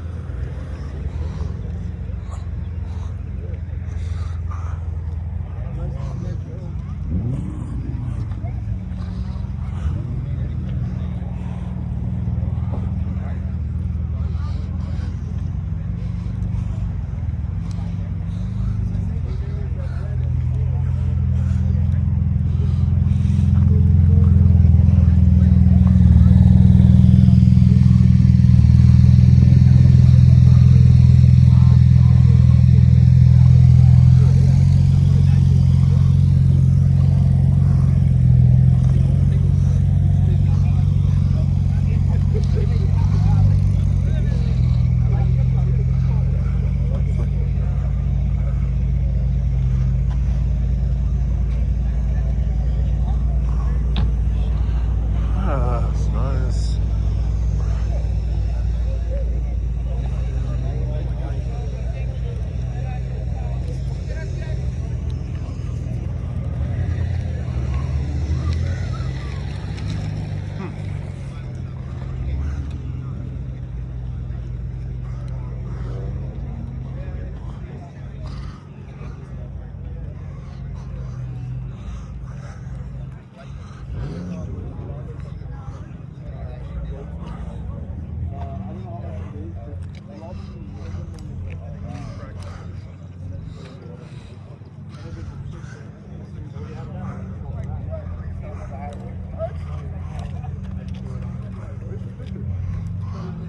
I guess that Murcielago just came through like once and then just left.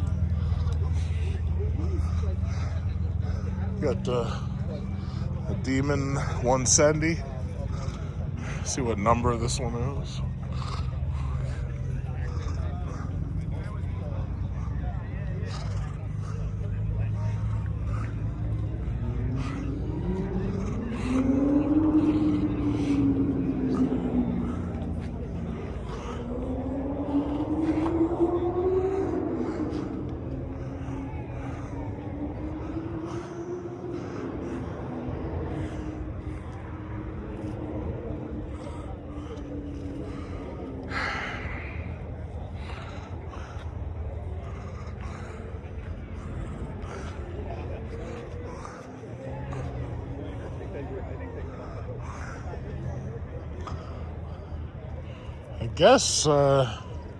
I think this is, the peak of today, I suppose. I guess this is peak.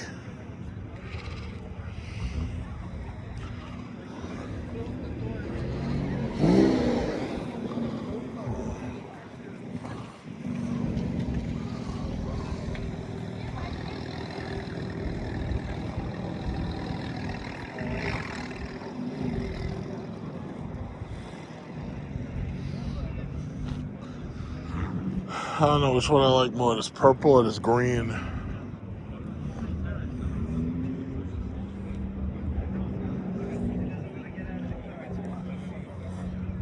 Going to Starbucks in a minute.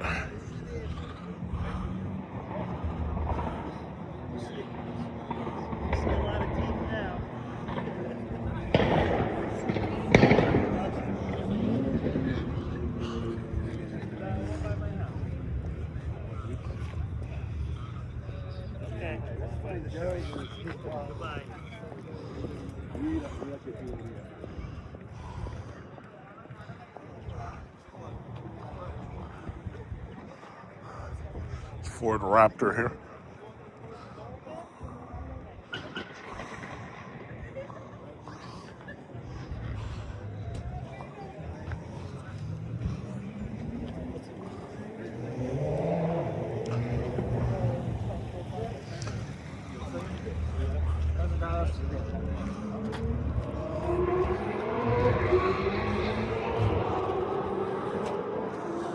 this is Demon number 170. And this number is 0196. 0196. So that's this one. And then there's this one right here.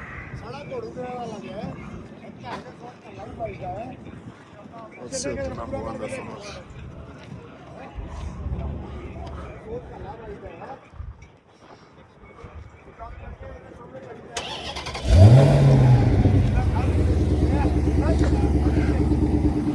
I couldn't see the number in there.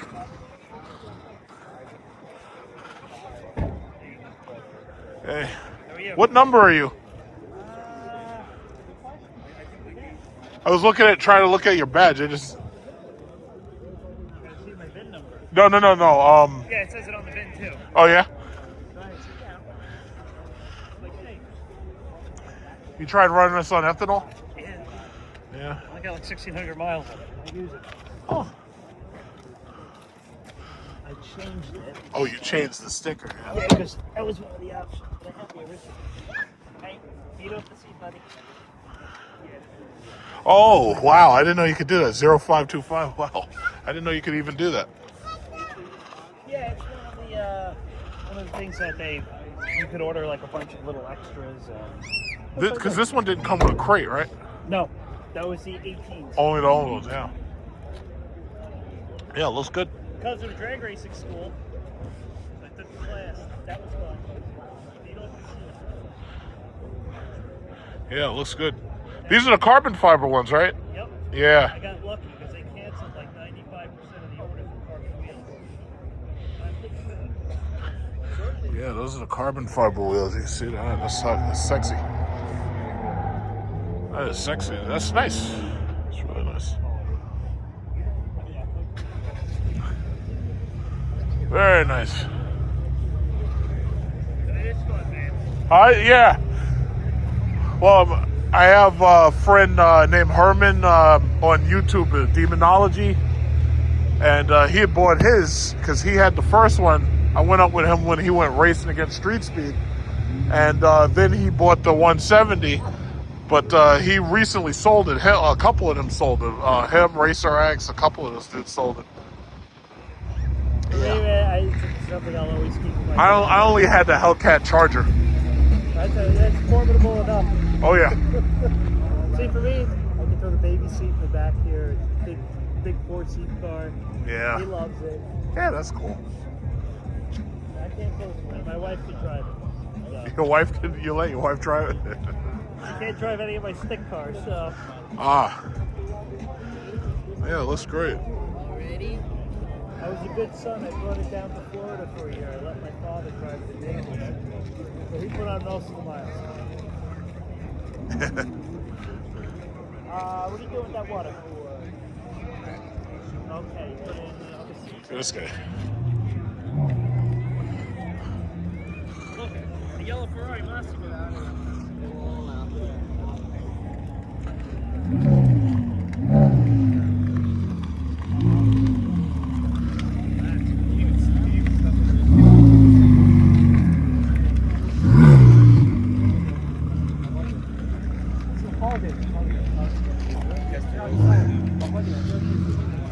That's interesting.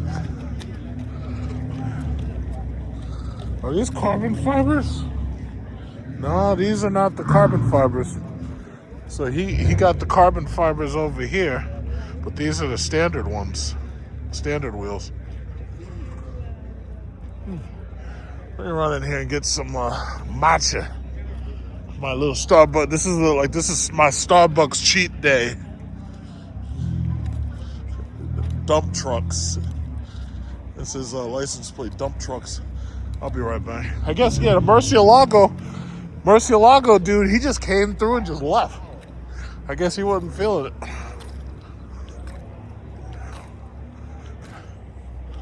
Give me one of these mango matchas. Starbucks cheat day. So this is mango.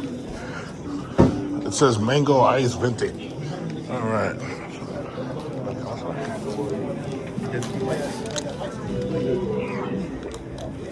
Okay, they mixed it up this time. Usually they put the mango on the top. They just mixed it this time. So it looks a little different than normal. It's my matcha cheat morning. I didn't make coffee this morning. So, oh, okay, so the green demon left. Oh, he's leaving right now, in fact. He's probably gonna do a burnout up the block. If I could get over there, might be able to see him. Come back. It's all Ferraris. There's nothing but Ferraris out here. Oh, he just left. Yeah, he can't do anything crazy because his son's in the car. So he can't go too fast.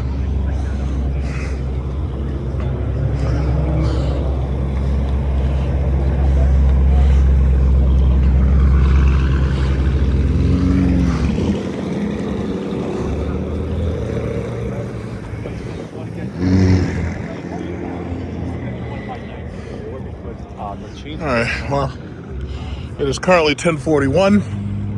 Very soon, everybody will be leaving.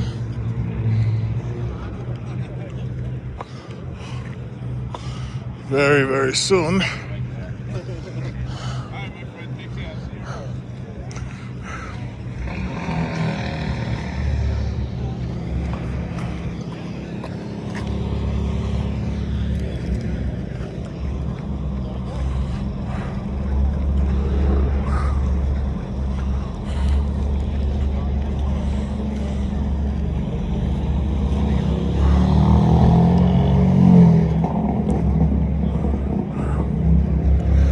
To me personally, these little performance cars, these little sports cars, this stuff doesn't interest me anymore that much. It's like at this point now, I like big luxury things. I like big luxury cars.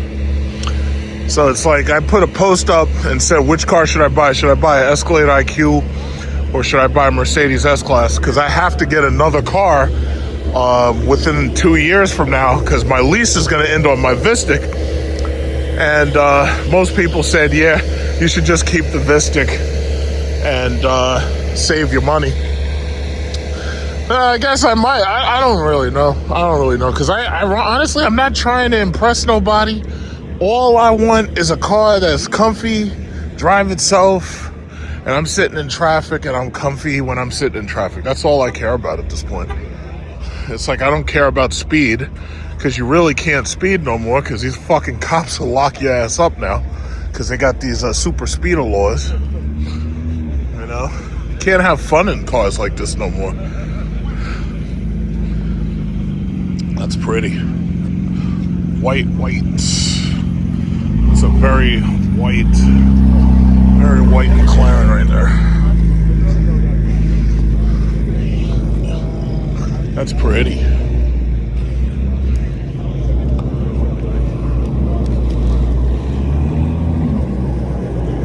I will say this, GM did a really good job with the C8 Corvette, basically making it a mid-engine car, because if you don't have $250,000 to spend, you don't need to spend $250,000. You can just buy a Corvette.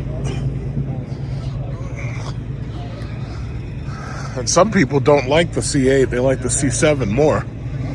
Some people like the C6 more because now you can't get manuals anymore. So some people want to go backwards so that they can get that manual.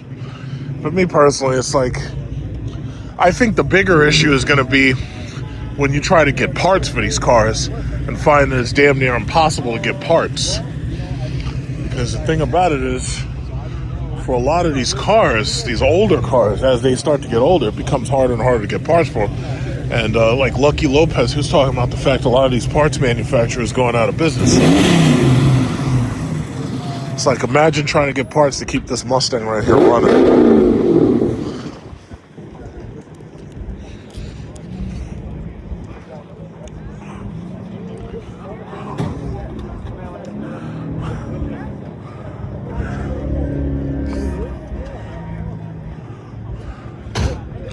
bunch of McLarens, man. This place starting to look like the McLaren freaking dealership down the block. All these McLarens.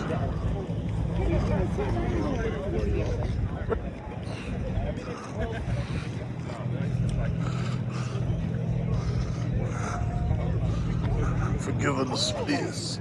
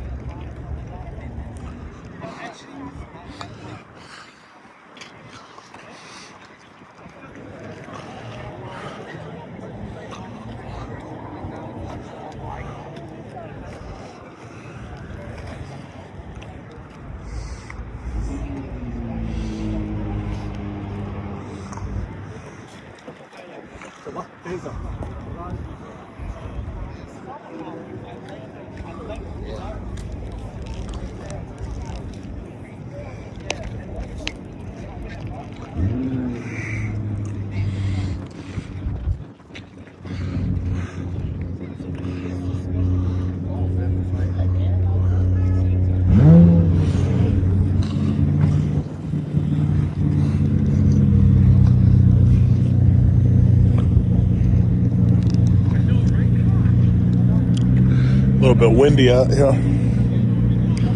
It's kind of cold. It's like under 60 degrees. It's 50 degrees.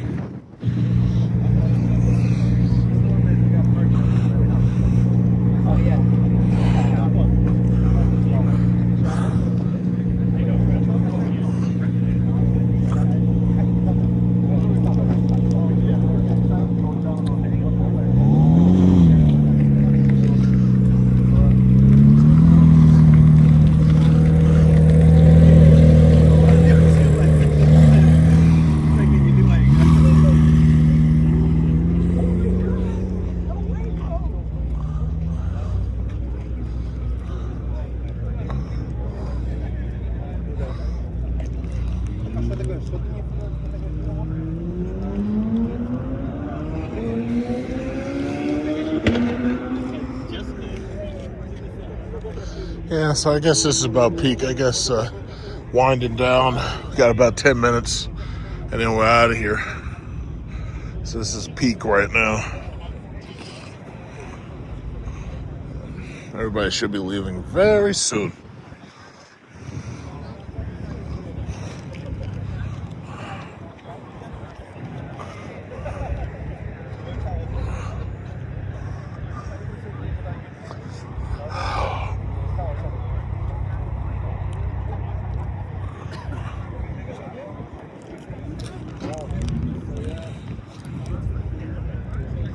I know I'm about to.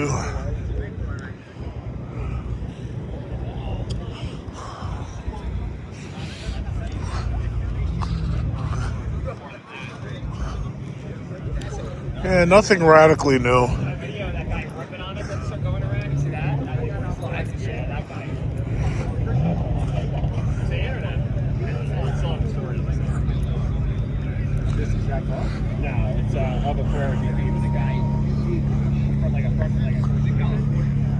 I like the CTSV coupe.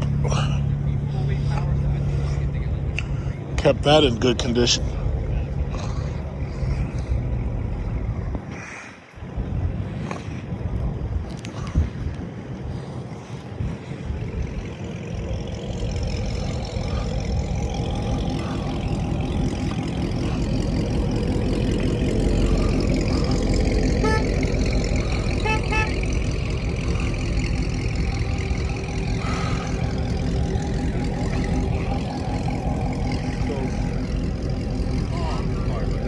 No, you're good.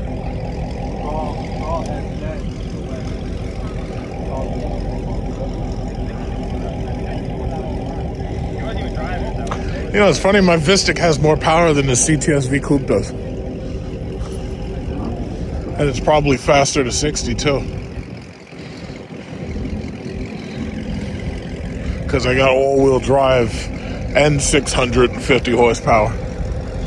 It's amazing with these electric cars, man. They're putting all the rest of this stuff behind us.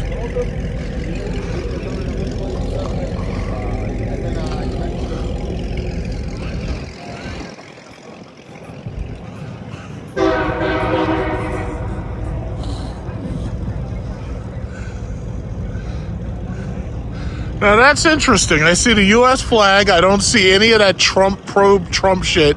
I don't see any pro-MAGA shit on that truck. It's just the U.S. flag. Nobody's talking about that pro-Trump shit no more. That's really interesting because right about now, you usually see like the MAGA flags and you see all that shit, all that pro-Trump shit. I don't see that lately. I haven't seen them, like they usually be rallying out there. They usually be at the corner in Bethpage. I don't see them out there no more. I wonder why. Could it be that Trump fucked up the economy and lied to the American people about starting needless wars and shit with other countries? Man, that probably could be it, yeah. I wonder whose Jaguar this is. Haven't seen one of these in a while. That's a Jaguar I-Pace. That was the electric one they had. I haven't seen that in a while. They stopped selling them because they kept setting on fire. The lithium battery. Because in the beginning. I was just telling her that when they first came out, they got such great reviews. Everybody loved driving them. They were all this, that, and the other. Yep. And I was like, I don't know what, but whenever you hear reviews about which e-cars to buy, you never hear anything about this. And They stopped sell. They did a stop sell on them. Because after a while, they started having issues, software, and fires. I haven't seen one of these in a long time. How close to the playoffs will Gino take us? Huh? How close to the playoffs will Gino take us? All the way. Bro, that's a fan right there. We'll see. That's a fan right there. That's pretty dog. What kind of dog is that? This is a Berner Doodle. Berner Doodle. Yeah, so he's part Bernese Mountain Dog and part Poodle. Wow, that's pretty dog. Yeah. Pretty eyes. I tell everybody that he has contacts, so Those are his natural eyes. those are natural eyes, Interesting. Very nice. All right, well, you enjoy the show. Yeah, yes. You Let's too. see. Let's see. Him and maybe Russell can take us over the top. We'll see. Let's see.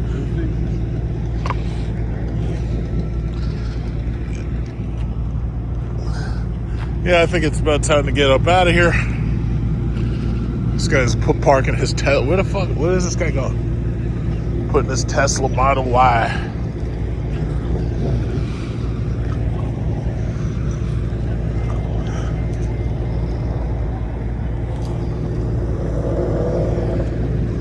Yep, it's about that time.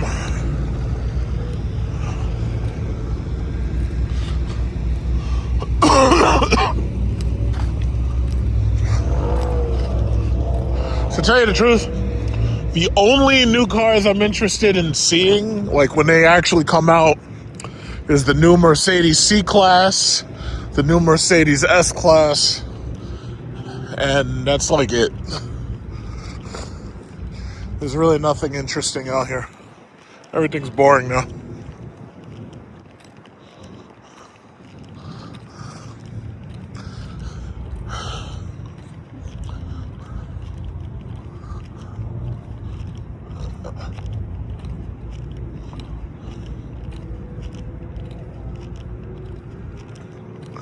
Yeah, but my car's been doing fantastic. Tell you the truth, the Vistic, I actually prefer this over the Lyric because this actually has been more efficient on energy. I got through the entire week on a single charge. My Lyric, I never could do that. It's like my Lyric act like it only wanted to go from like maybe Monday to Wednesday. And then I had to charge Wednesday. But no, this car, man, this car gets me through the whole week. For whatever reason, it's more efficient. I'm not sure exactly why, but it just is. So no, I've been much, much happier with this car. Sooner or later, I gotta clean the interior a little. You know, like wipe down the seats and everything. Because, you know, it starts to get a little dingy because I wear like dark colored pants and everything. But you can just wipe that down with warm water, microfiber cloth. And yeah, so far so good, man. Haven't had a single problem. Not a single freaking problem. Now, I am due for my scheduled maintenance because they got to do the tire rotation and everything, because I think I've got like close to 4,000 miles. So they got to do the tire rotation. But other than that, man, I haven't had a single problem. In fact, I don't even know. I got to check my mileage. Let's see, my mileage, 3,880. But no, we've been doing pretty good. We've been doing pretty good. This Vistic is a good truck. Anybody who wants to get a Vistic, it's a good truck to get. I think a lot of people will probably go for the Lyric because it's, it's smaller, unless they absolutely want the larger size. But this is a damn good truck.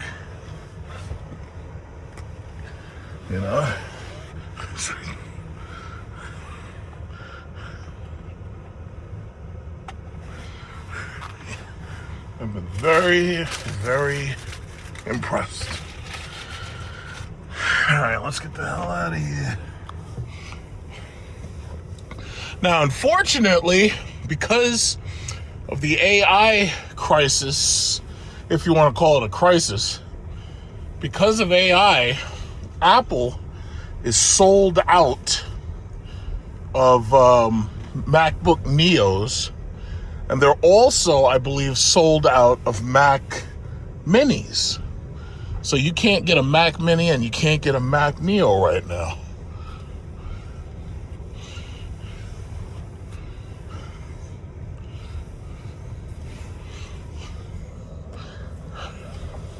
I'll let them go in that way. Mac Neos, Mac Minis, sold out. So apparently the Mac Mini, if you get better than the M3 chip, like if you get an M4 or an M5, these things are powerful enough to work like gaming computers now. And some people are buying them, for that. But a lot of these Mac Minis are being sold to people who are working with AI because they're relatively inexpensive. Oh, the fucking cops. They're relatively inexpensive and they're relatively powerful. Look at the cops. And now they're backing up. They're just waiting, trying to fuck people over. Ain't that a damn shame? You can't even drive your car out here. The cops trying to lock you up. I didn't see them till the last minute, too. So that's one thing I do like about this car. First of all, it's really comfortable. It does have a lot of power. It's pretty fast. But it's not the kind of truck, it's not something that has all the eyes on you where you get in trouble. Like, the cops don't even notice me. I like that. They don't even notice me. I just drive where I go. Look at this. It's a whole team of potential car accidents here.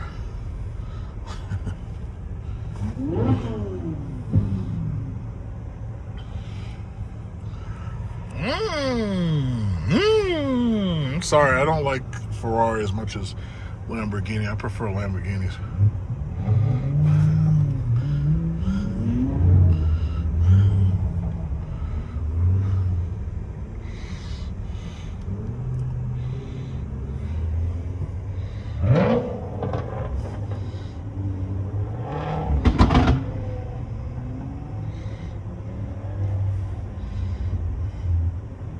There's a Cadillac Escalade IQ behind us.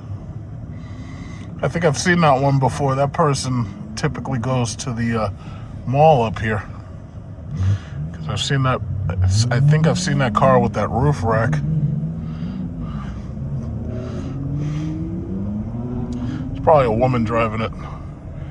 She probably got her OnlyFans. Probably making top dollar from feet photos. Sending pictures of her booty hole and her feet. Big top dollar.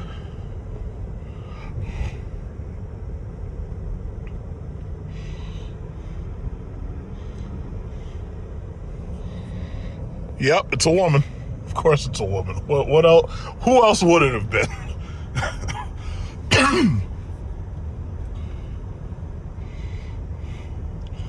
Man, that is some fucking truck, man.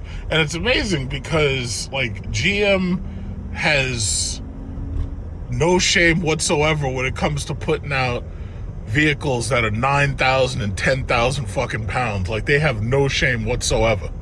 They're like, yeah, we'll do it. We'll just do it.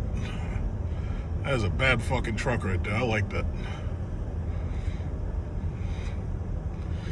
It's amazing how much higher she sits than me. But this Vistic is very manageable, especially for in the city. Like, finding a park is easy. Going down relatively narrow streets is easy. But ain't nothing shine like that. Escalade shines. That thing just shines. It's pretty freaking cool. She got that white diamond paint on it.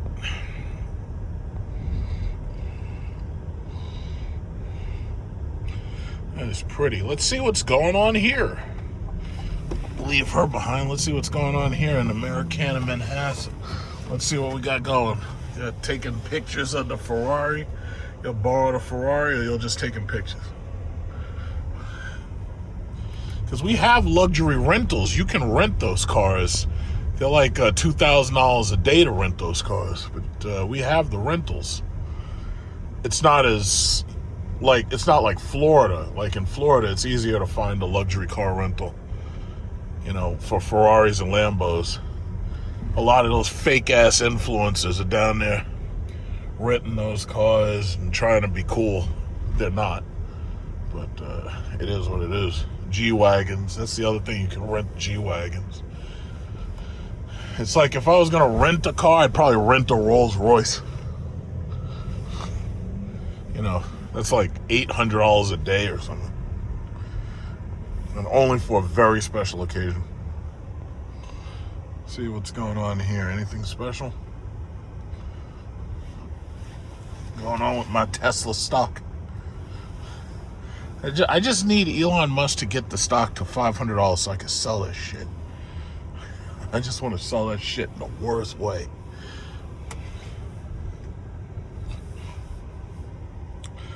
Yeah, see Cipollini, they're getting themselves ready for lunch.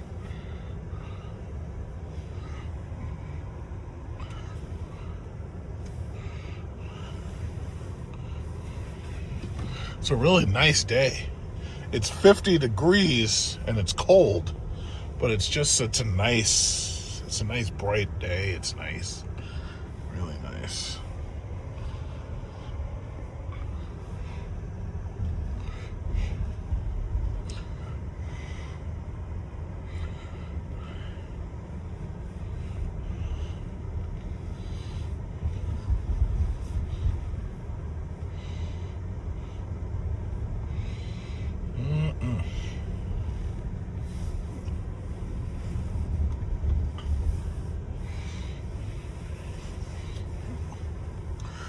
A sky blue McLaren over there,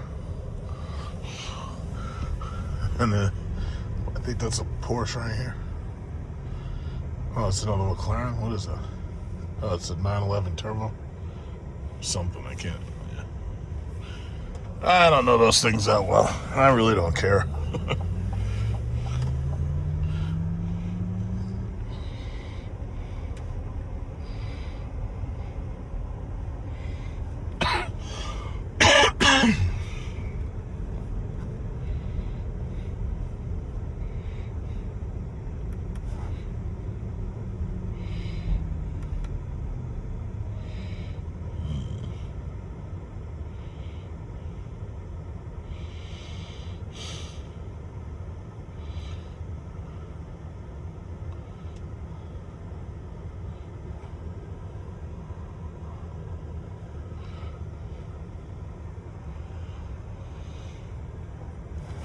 Now, I will say again, for those of you who are setting up your portfolios, buying stocks, right now you should be focused credit cards, banks, oil companies, gas companies.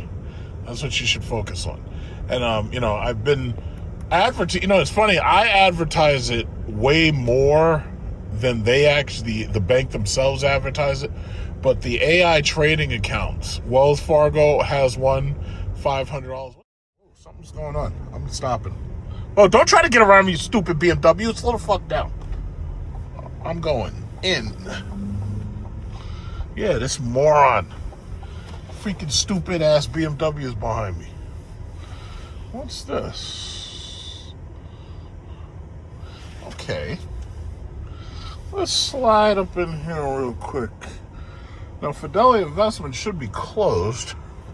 So my thinking is, I'm gonna slide up in here. Let's see what's going on at Rivian. See, this is why I like coming over here, because they always got something special. Something special going on. Let's see what they got special. All right, let's slide up in here to Rivian for a second. One time, the Lamborghini had the launch party for the Temerario. And today, looks like they're doing something at Rivian. Not sure what. They might be showing off their new Rivian, the little car, the little cheap, affordable one. That should be fun. Ugh. Let's go see. I should bring my wallet.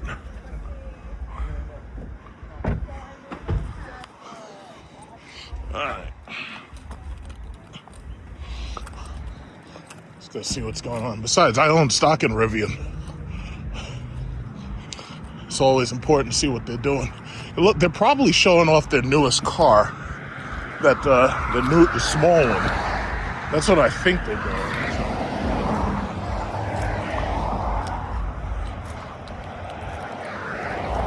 Whew.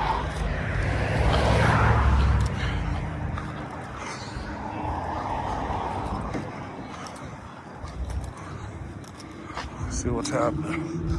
Is that it?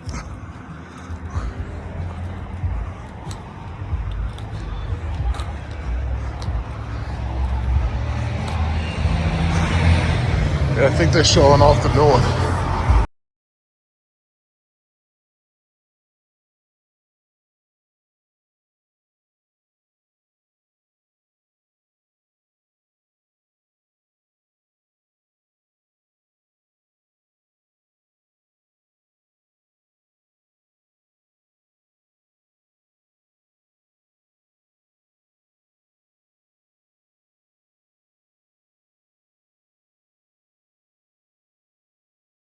Because of the copyright, because of the goddamn music right there, so that's going to be a problem. I'm going to have to scrub the video.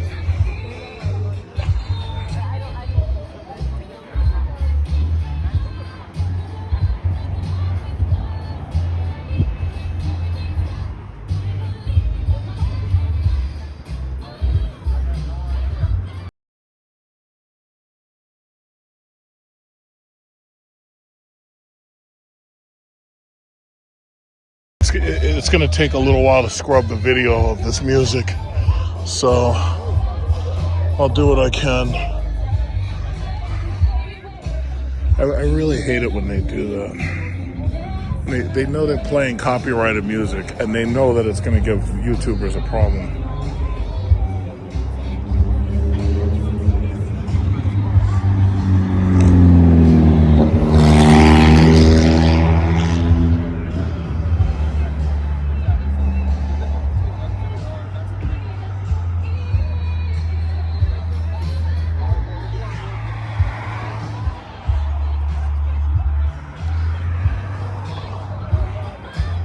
My doctor has a Rivian, but he has the R1S, I believe.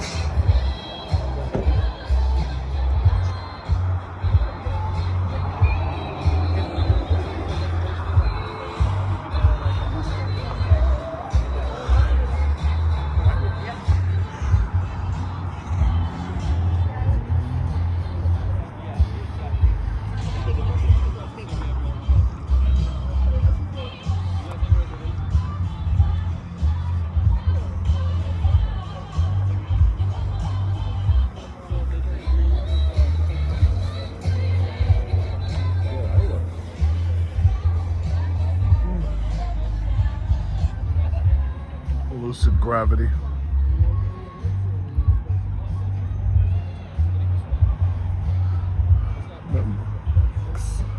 $100,000 minivan.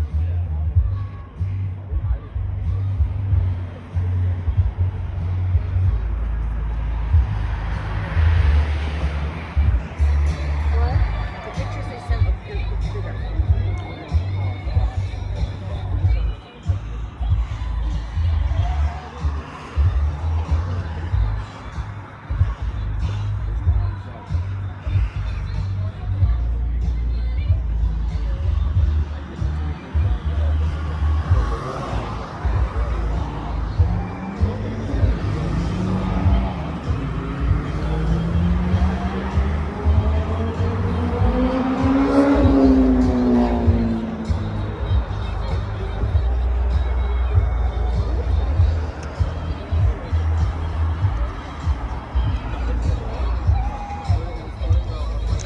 See, it looks exactly like the big one, though. I don't know if that's a good thing or a bad thing.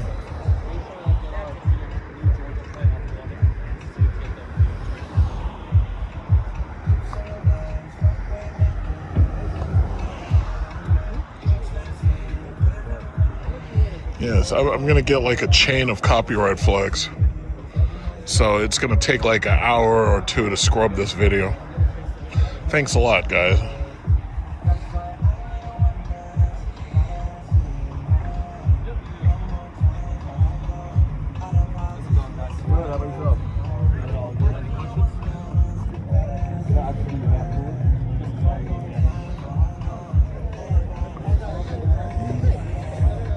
Yeah, it's like picking up the trees.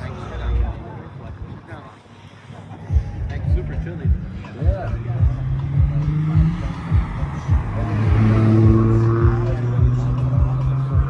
Depends on your reservation. Got a reservation? Nope. Just taking a look. I'm a shareholder. Gotcha. I was coming from car meet down here, and I saw y'all doing something, so I was like, oh, okay, let me stop by. Awesome. You got to take a chance to look at the Catalina or Midnight yet, or is this your first one? Catalina? That one's called Catalina Cove, the color. That color? I haven't looked at it. I'll get closer to it. It looks nice from here. It is very nice, yeah. My doctor has R1S. Oh, he does? And Yeah. which color? I think it's black. Black Midnight? Yeah, I never saw it, but we talk about it all the time. I never really asked him. So the R2, they're test driving the R2, or are they giving rides? What? No, not right now. We're just doing Pre-production? R1. Yeah, these are pre-production, prototypes. Okay. We're doing R1 drives in the back. Oh yeah, I drove it. It's a nice truck. I drove it. It's pretty fast. I drove a quad motor. Quad motor? Yeah, R1. No, I think I drove the R1S though. Yeah, we had a quad here for a good bit. The R1 F quad. So now it's just duals. For which ones? R1S, R1T. It's just dual so motor. base is dual. Yeah, dual with the max or large battery is base.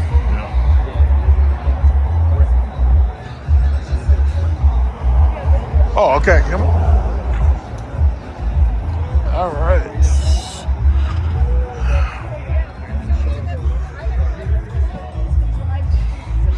Okay, heated seat. Is there an option for heated, cooled rear seats? No, just heated. And the front is heated, cooled. Heated or cooled, depending on the trip. And a massage tool for the No front? massage. No massage for the front. Okay.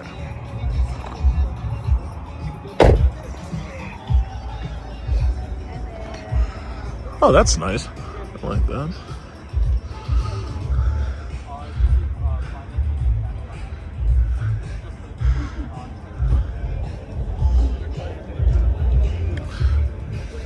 Yeah, this is pretty nice. It's looking nice. If they keep it under $60,000, it would be a nice Model Y competitor.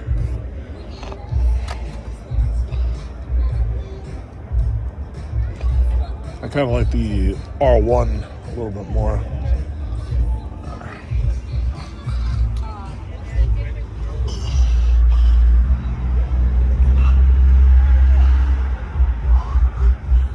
Yeah, that's nice. Let me look at this other color over here.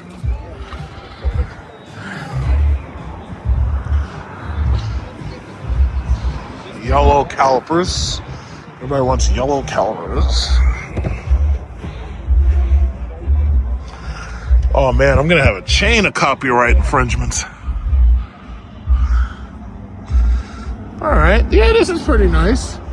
As long as they keep this at 50 to 60, they'll be fine. Illinois.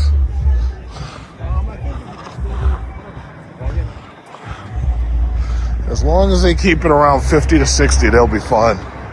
And this is like an extended length. What is this? This is R1. Okay, so this is the full sizer. And that's an R2 in the same color, I guess.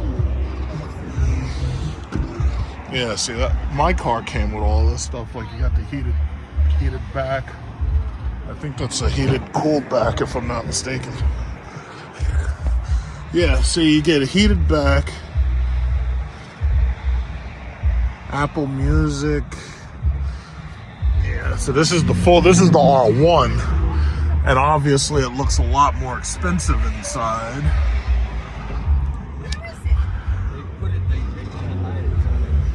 I like the seats in here. It's nice. They need to make that passenger display over there for the third side for the passenger.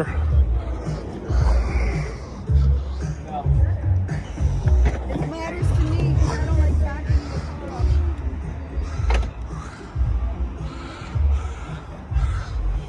A little light right there for the stereo speaker. I like the carpeting. The carpeting is really nice. And see, the R1 looks so nice until it's like when you look at the R2 looks nice too. It's just like the interior doesn't pop as much. But I guess you could probably buy a lot of add-ons to make up for this. So this is the R2 in the same color.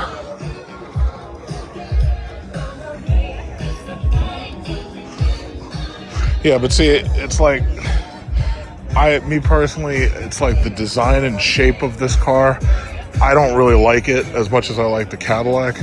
I do like the interior. The interior is nice.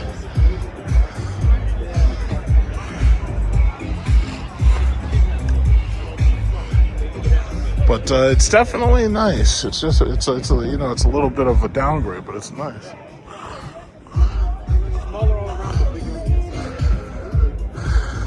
Land of Lincoln.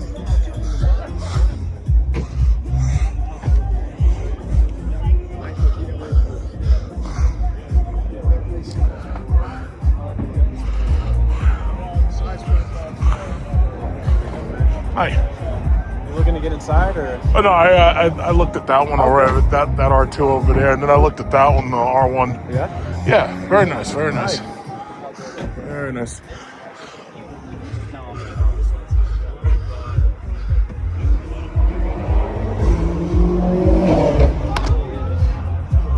Same thing.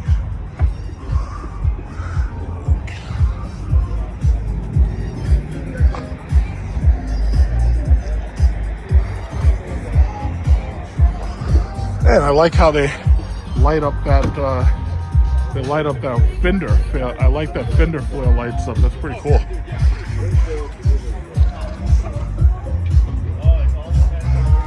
That's pretty cute.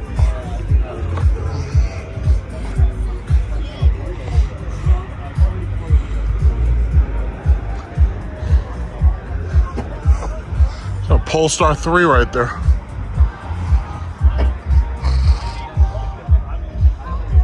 Alright, so it looks like a lot of people are starting to line up now.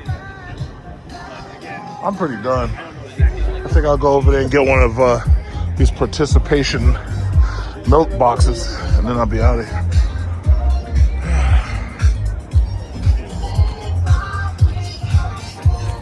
In fact, let's go inside.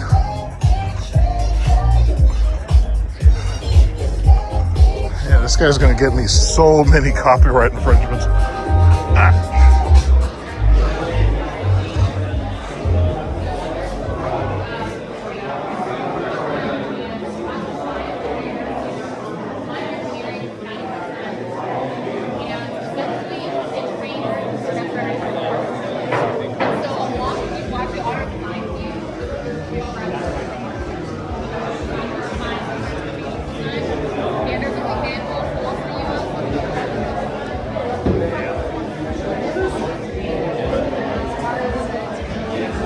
You doing, get coffee?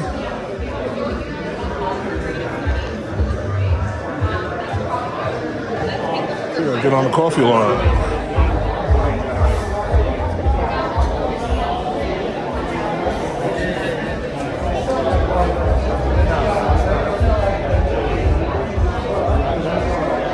I'll get on the coffee line.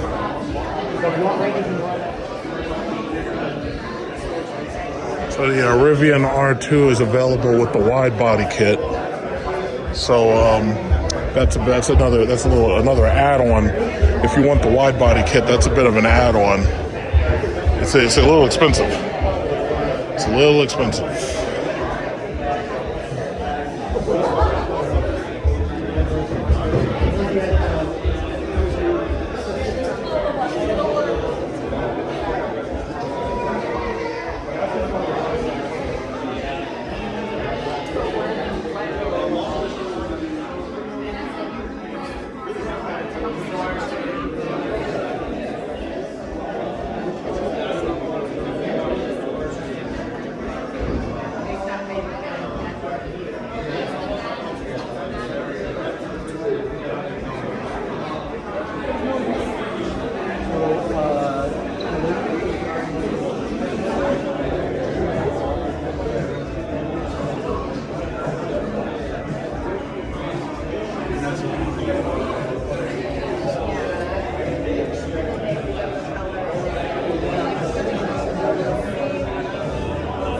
Hey, why are you charging $800 for the black ones and $700 for the bright ones? Why you gotta charge so much? You got $100 more for the black ones?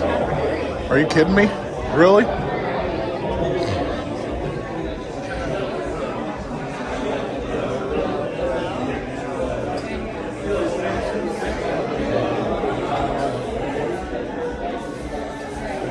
$800?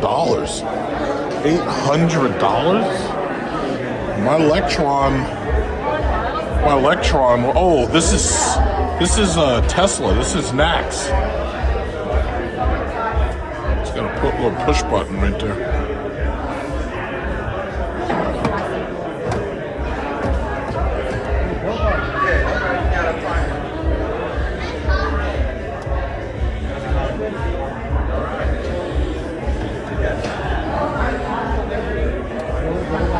Yeah, so they got Nax charging now, so this way you can go to Tesla stops.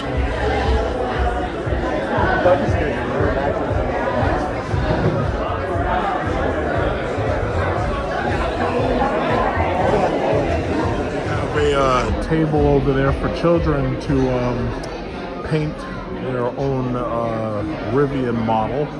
That's pretty cool.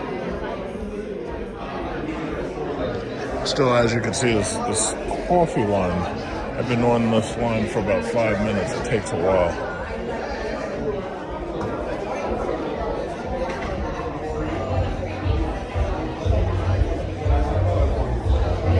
Got a nice turnout. Unfortunately, this place is at a corner, so everybody can easily see that there's something happening. So people are probably pulling over and coming in just like I did.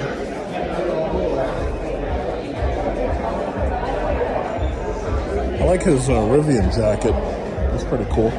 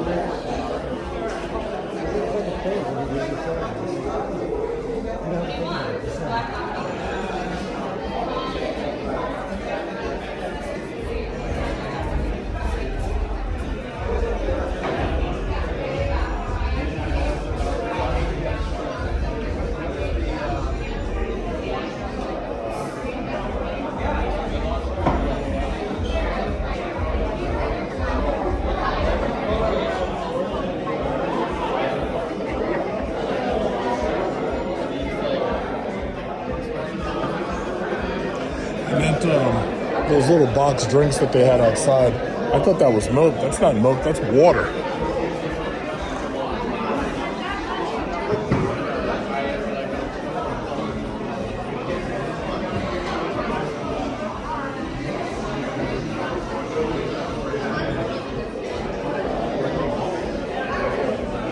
Okay, so this is a cappuccino right here to wash down my matcha latte, I suppose. And here they have one more R2 in here, so I'll just take a quick look at that while they're looking at it.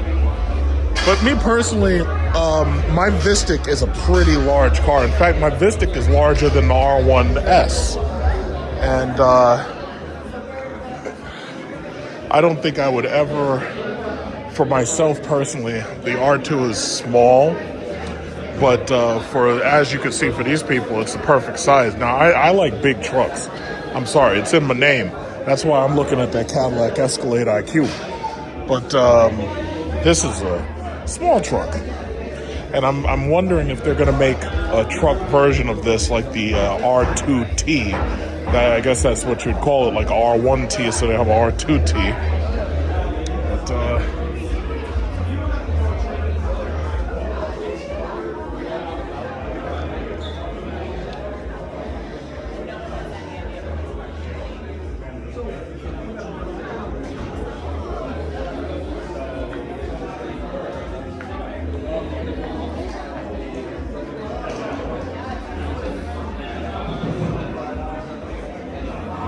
so they're saying it gets up to 330 miles range, and it has. He said it had 140 plus kilowatt hour battery pack, but I'd have to wait and see if that's actually 100% accurate, because right now these are pre-production models. That's why they can't drive them, they can't test drive them, and they can't give rides. Prototypes.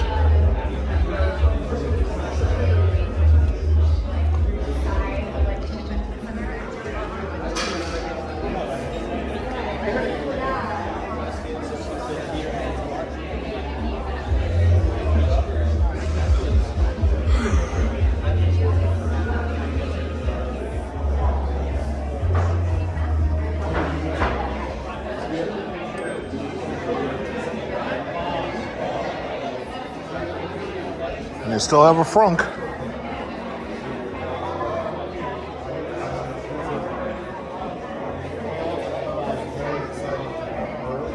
All right, I think that's Thank you.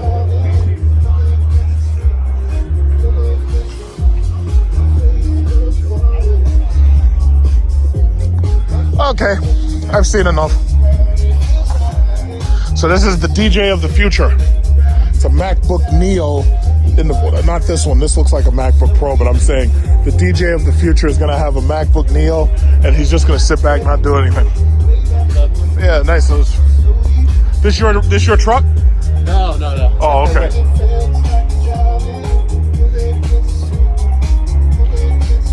Now you're running all your stuff off the battery, right? Yeah. I did. The first day I was here, I did 10 hours off of it, and it's still like apparently could go a whole nother day. Wow, yeah. It's been crazy. Yeah, that's pretty impressive. That's pretty cool. Yeah. All right. Okay, that's enough of that.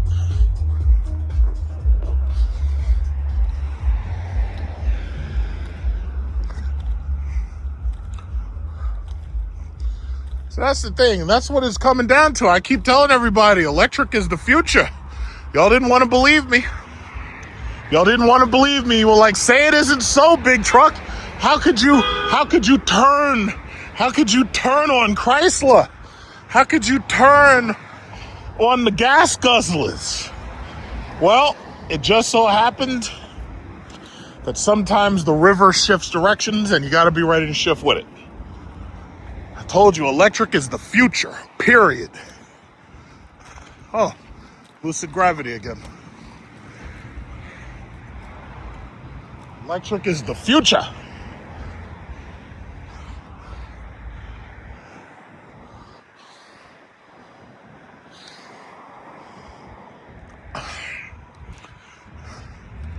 Thank goodness Citibank is not open. I'll have to worry about them towing my shit.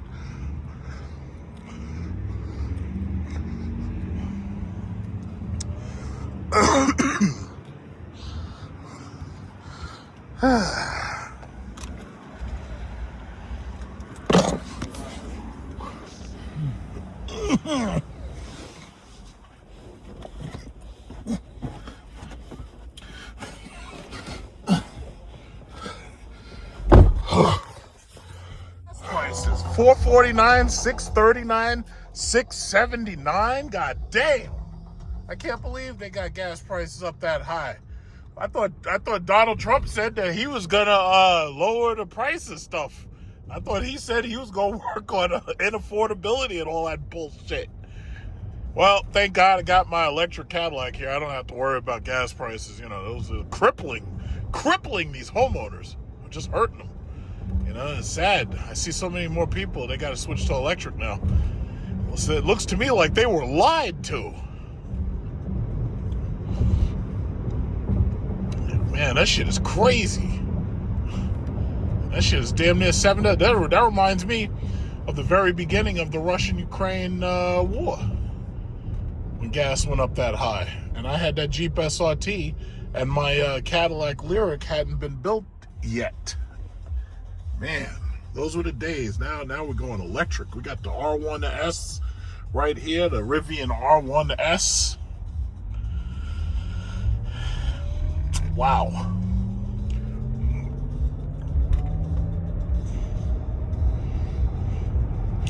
Rivian, got the Rivian Amazon delivery van right there. Rivian makes that. Yeah, man.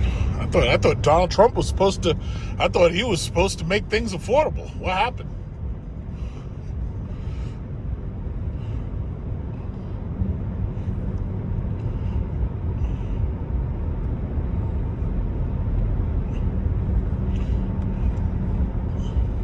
And then the funny thing to me is the sycophants for Trump who have their heads so far up his ass that when you start criticizing prices and grocery, all of them are, oh, well, yeah, this is, you know, just invading Iran. This is all strategy and all that bullshit. Then they start talking shit. Like, it's just amazing. Like, they got their heads so far up his ass. All they could smell is his farts. And then they start talking all this bullshit. Oh, yeah, it's a strategy. The strategy is 5D checkers. We're playing 5D checkers. It's like, get the fuck out of here. It's like, yeah, no, it's all strategy. It's like, that's not fucking strategy. What did they say? They say the dying kicks of a mule are usually its most dangerous.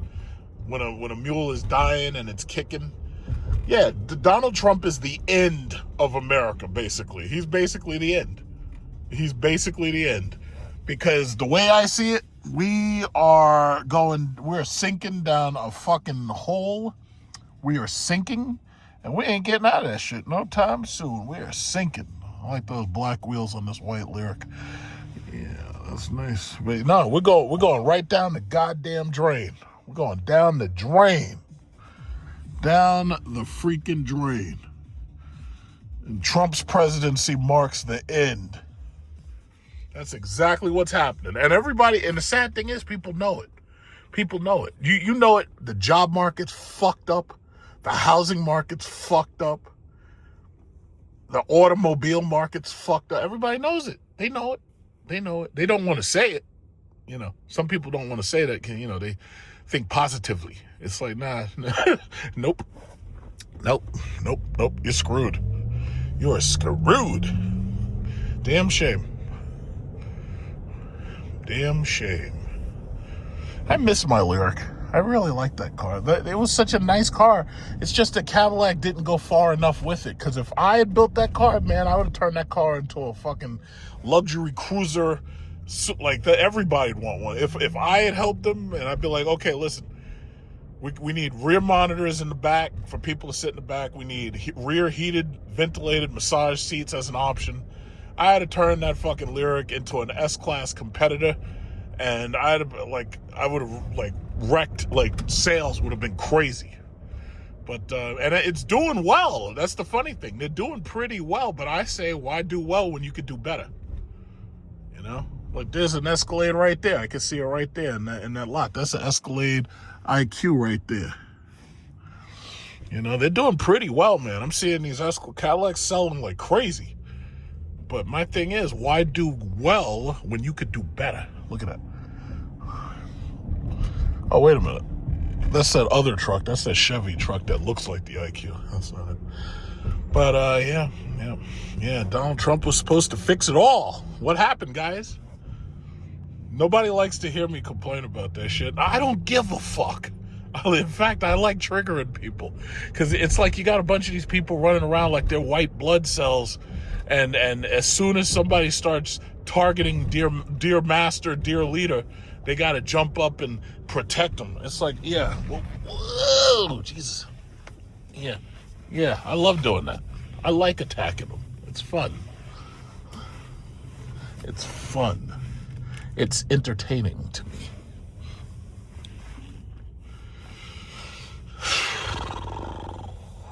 Electric Mustang.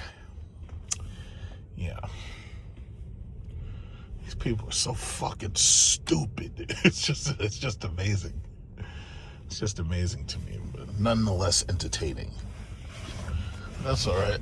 That's all right. When they're busting their ass for these fucking corporations, and I'm in Southeast Asia on a tizzy tour.